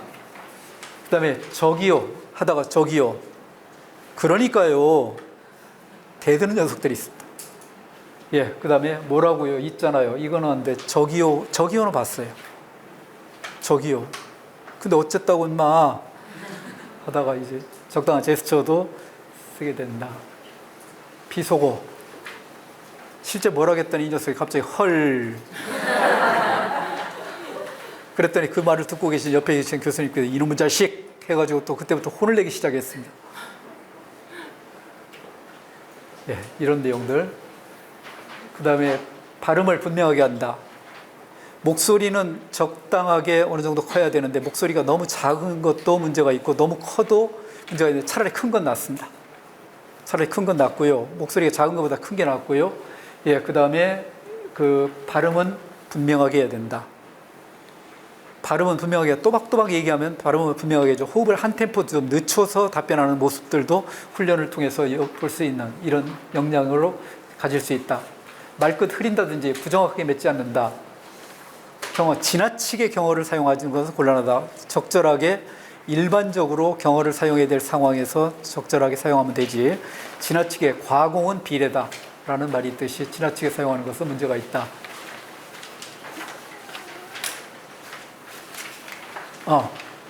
그 다음에 면접 준비 이제 어떻게 할 건가? 예, 첫째, 면접을 준비를 하는 데 있어서도 나름대로 첫 번째, 지원 대학의 면접 유형과 일정 확인해라. 이게 지금 잘못됐네요. 예, 면접 일정 기본적으로 확인해야 되죠. 그 다음에 면접 유형 확인해야 되고요. 그 다음에 생활기록부 최소 10번 이상 읽어라. 10번 이상 읽어라. 예, 꼼꼼하게 읽고 면접 예상 질문 50개 이상 만들어봐라. 암기하는 거 아니라겠다. 암기하는 거 아니, 이제 면접 예상 문항 50개 이상 만들어보고, 그 다음에 기출문항과 이런 것들을 통해 면접 노트에다 작성을 하고 나만의 답변 방식, 그다음에 기출문제까지도, 이 대학에서 기출문제까지도 활용을 해서 면접 질문 50개 이상 만들어 놓고, 여기에 대해서 이제 면접 노트에다가 답안을 한번 써봐라. 답안을 써보는데 키워드를 중심으로 해서 기술하는데, 문장 자체를 전체를 다 기술하지 말고 키워드를 중심으로 해서 요런 내용들로 이야기를 전개하겠다라고 해서 이야기하고, 그 다음에 이런 내용들을 토대로 해서 이제 개인적으로 연습을 해야 된다. 거울을 보고 연습할 수 있다. 거울 보고 연습하면 어떤 느낌 받는지 아시죠? 민망하기 짝이 없습니다. 이런 뻔뻔스러움을 좀 더 가지기 위해서, 민망함을 좀 더 떨쳐뜨리기 위해서 거울 앞에서 이야기를 하는 방식들을 이야기할 수 있겠고, 답변하는 태도입니다. 뭐에 대해서 이제 문제 질문에서 이제 어른들과 함께 하시는 것도 좋죠. 어른들이 이제 거기서 질문하고 그다음 답변하는 태도를 거기에서 이제 거울을 보고 이야기할 수 있겠고, 이런 내용들을 녹화를 해라. 모바일로 녹화를 하고 나서 내용을 한번 스스로 피드백해봐라. 피드백해보면 정말로 기고만장합니다. 이런 내용들을 토대로 해서 이제 수정을 과정을 통해서, 그 다음에 이런 내용들을 토대로 해서 실전 연습도 해야 된다. 실전 연습은 이런 이제 개인적인 연습을 통해서 훈련을 좀 더 하면서, 실전 연습은 어른들 앞에서 가장 좋은 것은 학교 선생님들입니다. 선생님들 앞에서 부스를 마련해 놓고 2명 선생님 계신 데에서 이렇게 부스를 옮겨가면서 훈련을 받는 경우가 가장 유용하고요. 지인들 또는 가족들의 도움을 받고, 어른들의 도움입니다. 이거는 어른들의 도움을 받고 냉정한 평가를 하고 가급적 녹화를 해서 판단을 해보고, 이런 내용들, 답변을 이제 수정 보완하는 피드백이 있으면은 이 내용을 통해서 수정하고 보완하는, 이런 내용을 토대로 해서 암기까지 하는, 이런 부분들 내가 수정을 해서 정리해야겠구나 라고 해서 정리를 하면 되겠다. 모범 답안이 없다. 그런데 최선 답은 있다. 그 다음에 암기 시험이 아니다. 논리적으로 생각하고 표현하는 역량까지를 이렇게 판단하는 능력을 묻고 있다라는 부분들과 관련해서 내용을 말씀 좀 드립니다. 여기까지 제가 말씀드릴 부분들인데, 내용을 듣고 나니까 아무것도 없죠. 자, 하나 분명한 거는 면접도 어설프게 대충 하면 되겠지는 분명히 아니로구나. 나름대로 체계적으로 이 부분들에 대해서도 체계적으로 준비를 하기 위한 이런 노력의 모습들이 반드시 필요하구나 라는 점들을 엿볼 수 있을 겁니다. 특히 이 부분에 대해서 자기가 가지고 있는 특징들, 역량들에 대해서 얼마만큼 진지하게 성찰을 해서 그 본질을, 의미를 깨닫고 있는지에 대한 역량을 가지고 있는 학생이라면 좋은 평가 받을 수 있을 겁니다. 수학 공식이죠. 이거를 우리 학생들 그림으로 그리면 글자가 완성이 됩니다. 수학 선생님께 술 사들여가면서 만든 글자입니다. 이런 그림이 완성이 됩니다. 면접을 잘하기 위해서는 결국 면접에 대해서 적극적인 사랑의 마음을 가지고 적극적으로 임해야 됩니다. 또한 우리 학생들이 학생부 종합전형에서 좋은 평가를 받기 위해서는 학교에 대한, 학교 생활에 대한 이런 충실한 활동들을 통해서 실제 진정으로 애정을 가진 이런 활동들에 대한 내용을 이야기했었을 때 좀 더 의미 있는 평가를 받을 소지가 강하다라는 점들도 확인을 해볼 수 있겠습니다. 자, 오늘 함께 하신 모든 분들이 정말로 금년도에 마지막 면접까지 의미 있는 결과가 나와서 내년 봄날, 내년 설날을 세배할 수 있는 기회를 가지시고요. 꽃피는 봄날 캠퍼스에서 벚꽃놀이 함께 할 수 있기 바라면서 제 말씀 여기서 마치도록 하겠습니다. 고맙습니다.